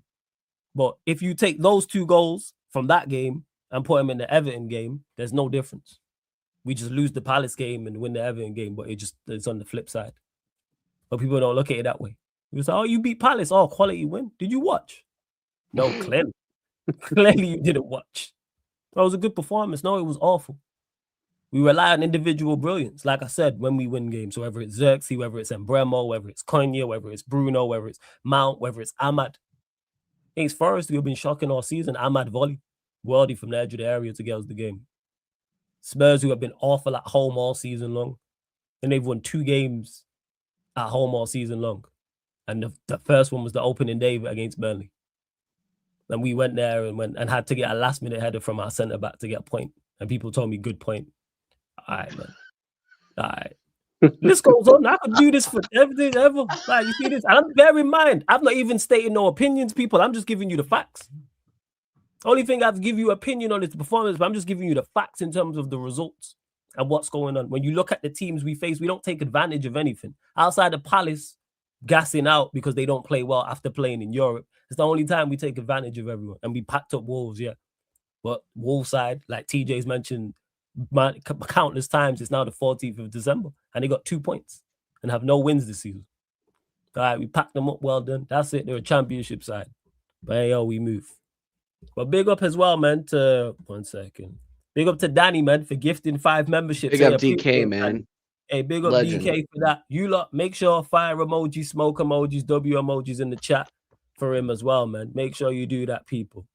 Make sure you do that. Big up to you, Danny. Appreciate it. So this question to you boys, do you think every team in the league this season is inconsistent and the league is so close because everyone has not been great and no team is really playing good football? You know, not pretty much so, yeah. Said this. Yeah. Outside of like Arsenal, I think Arsenal and City are clear as day. Like they're the 2 better sides. And then you've got the rest of the pack, like your Villas who's in there. You got Palace currently overachieving the likes of Sunderland, but there isn't really much in it. If I check the table now, it's close. Yeah, go on, Brad. Yeah, I don't know about a better side. Nah, you two are 2 of the better sides. You'll be 1 and 2. Definitely. There's no doubt we'll be 1 and 2. You'll be 1 and 2. It's mad though, because you're right. Nobody's really taken any of it by the scruff of the neck. I'm looking here when you look at us, right? You look at how many teams from 5th to 15th is 6 points. Yeah, it's mad. It's crazy. 7 points, and there's still teams to play, so that will probably shorten. But even when you look at like Arsenal, for example, like Liverpool got slapped up so many times this season, and we went to Anfield and we lost by a bloody worldie of a free kick. That'd have been a different. Like, there's so many games that we've dropped points in that I can point to and say, you know, that shouldn't have happened. We should have won that game. Or we could have won that game. And then we'd be miles clear now. We'd be miles clear from everybody else. But, it's mad. It is mad because everybody just seems to be shit. Nobody seems to be able to string like 5, 6, 7 wins in a row like you used to be able to. Like, you knew a couple of seasons ago that to compete with Man City, you'd probably have to win like 14, 15 games in a row. Because that's what they would do. Whereas now, everybody's like struggling to win 4 games in a row. It's mad. Tells you all you need to know. It's only really Villa. Have you guys won 5 games? Won 5 games in a row yet? Have we yet? We ain't won 3 games in a row. Wait, we won 3 games in a row. Once. Yeah. Somebody's gonna need to help that kid out. I was going to say, old mate, he still ain't had his haircut yet. Yeah, he's gonna that guy's gonna be waiting for a long time. He'll be all right. Just style it. It'll be cool, man. Yeah. We'll do something with it. Style it, bro. He's going to be suffocating soon.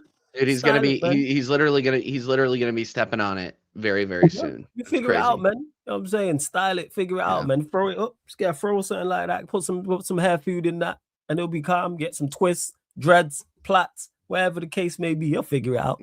Straighten it. Do the Cat Williams look. He'll figure it out, man. There's plenty of shit. It's just can I answer DK's question just real quick? Sorry. Yeah, of course. I just feel like the system style of playing football has completely killed any lack of parity in the league. If I'm being honest, systems win championships. You look at Pep Guardiola, right? In the modern game, he immediately harnesses people's creativity, and he goes out there. He plays a system that can win a championship. I think that the rest of the league is trying to follow suit in that, and that's why you're seeing so many mixed results. I really just want to. I really wish we were back in the 80s, 90s, aughts, where you could see individuals come out and actually make a huge difference. We're not in that anymore because there are so many footballers that are elite athletes that can go out there and play in a system and cook and put in a performance good enough, for Fulham to get a 1-0 win against Everton, or United to get a 1-0 win or a 2-0 win against Liverpool, who have just won the ship, right? So it's one of those things where in the modern day, parity is going to be a thing in the past unless you're the Oklahoma City Thunder. But parity is going to be a thing in the past, especially in the Premier League. Because Brandon, I think we can win this league. I really do. But it's going to be by the skin of our teeth if we do it. Just because of the way it is. And you mentioned it about Pep and his influence, and people blame Pep. I even blame him for that. Pep can do that because he is Pep and because of his level of coaching. It's kind of like in the NBA. You'll know this, and TJ and other NBA fans will know this. Like when the Warriors had Steph, Clay, and KD, they can shoot 100 threes a game. Your team can't. You know why? Because you don't have Steph, Clay, and KD. Simple as that. Work with what you have. That's why when you see whether it's lower, whether it's even Manchester United or it's teams battling relegation or championship slides or League One or League Two, hey, stop trying to play out from the back. Stop trying to play total football. But this is the annoying thing, though, Flawless, right?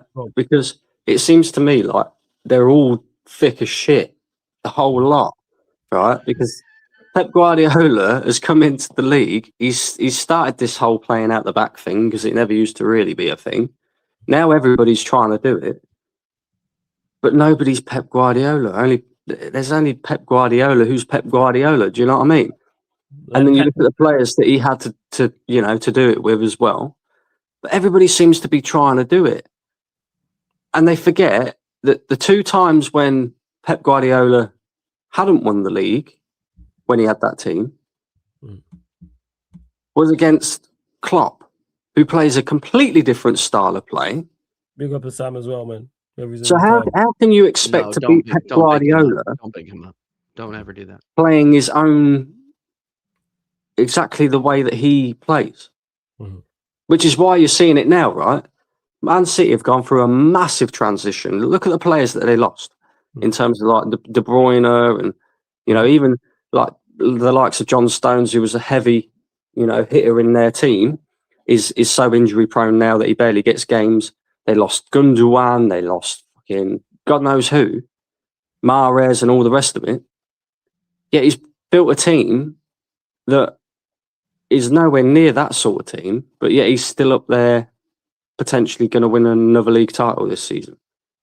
It shows you that it's because everybody else is just not good at being Pep Guardiola. Do you know what I mean? People need to leave that shit alone. But you lot continue to run up the likes, continue to hit the subscribe button as well. Let me get scoreline predictions from both TJ and Brandon before we close out. We will be going to the Yardman show straight after this, taking on Everton away. 8 p.m. kickoff, so 8 p.m. UK time next Saturday. Everton 8 p.m. again. 8 p.m. TJ, what you say? Scoreline prediction. Sorry, for who? Everton, it's all good. Everton, Arsenal. Oh, Away. shit. Everton On away. 8 p.m. UK time, under the lights. 1-1 draw. What are you Yeah. saying, Brandon?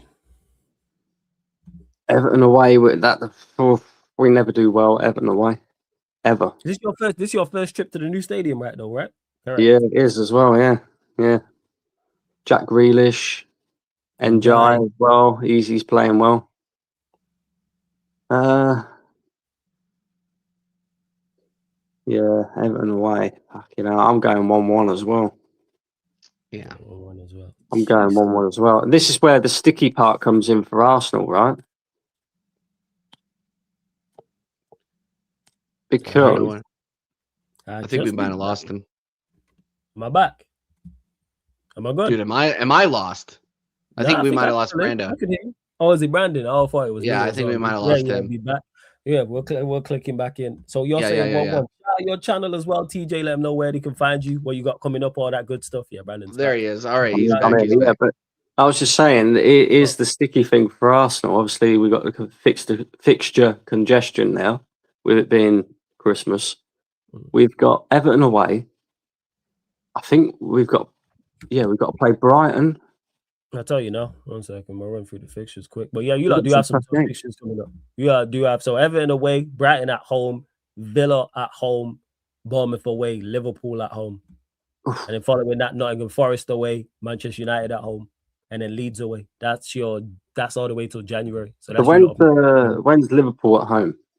Liverpool at home is the 8th of January.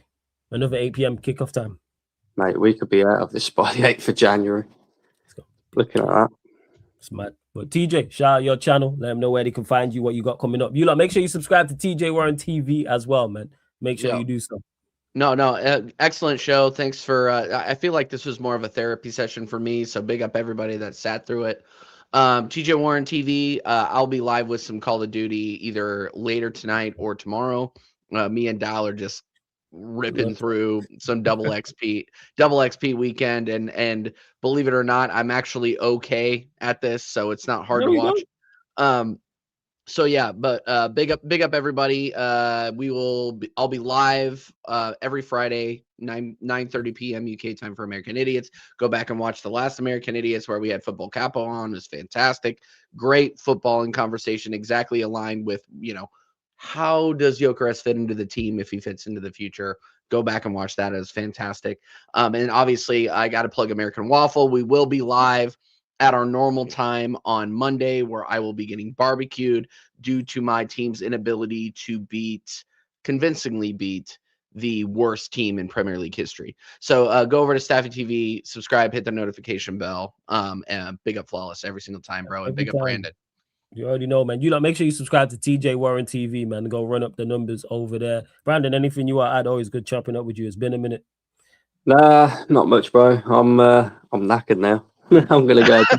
I've got the kids all day tomorrow. It's gonna be it's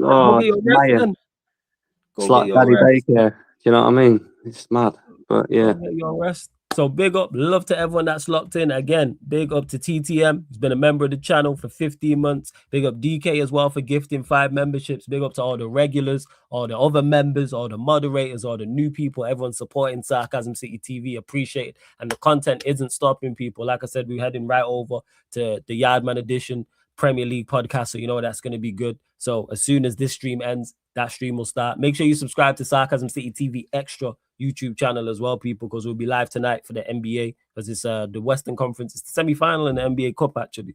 Got the Thunder taking on the Spurs. Wemby's back, so we'll be watching that over on the Thunder are going to absolutely kill him. YouTube channel. What? You're the Thunder are going to be on smoke. Dude. Yeah, for real. So it is. Look, man, got a nice compliment from DK there, man. What a lovely way to end it. You know what I'm saying? I'm nearly 30, bro. I'm nearly 30. So yeah, not nearly 30, bro. Get in the stream. Yeah, we in the stream, Dave. What the fuck are we talking about here, catch you lot in like 30 seconds. This has been the Manchester United Arsenal podcast. Man United pod meets the Gunner Talk from the Arsenal pod, live on the Sarcasm City TV YouTube. Thank you very much for tuning in. See you lot in a couple of minutes.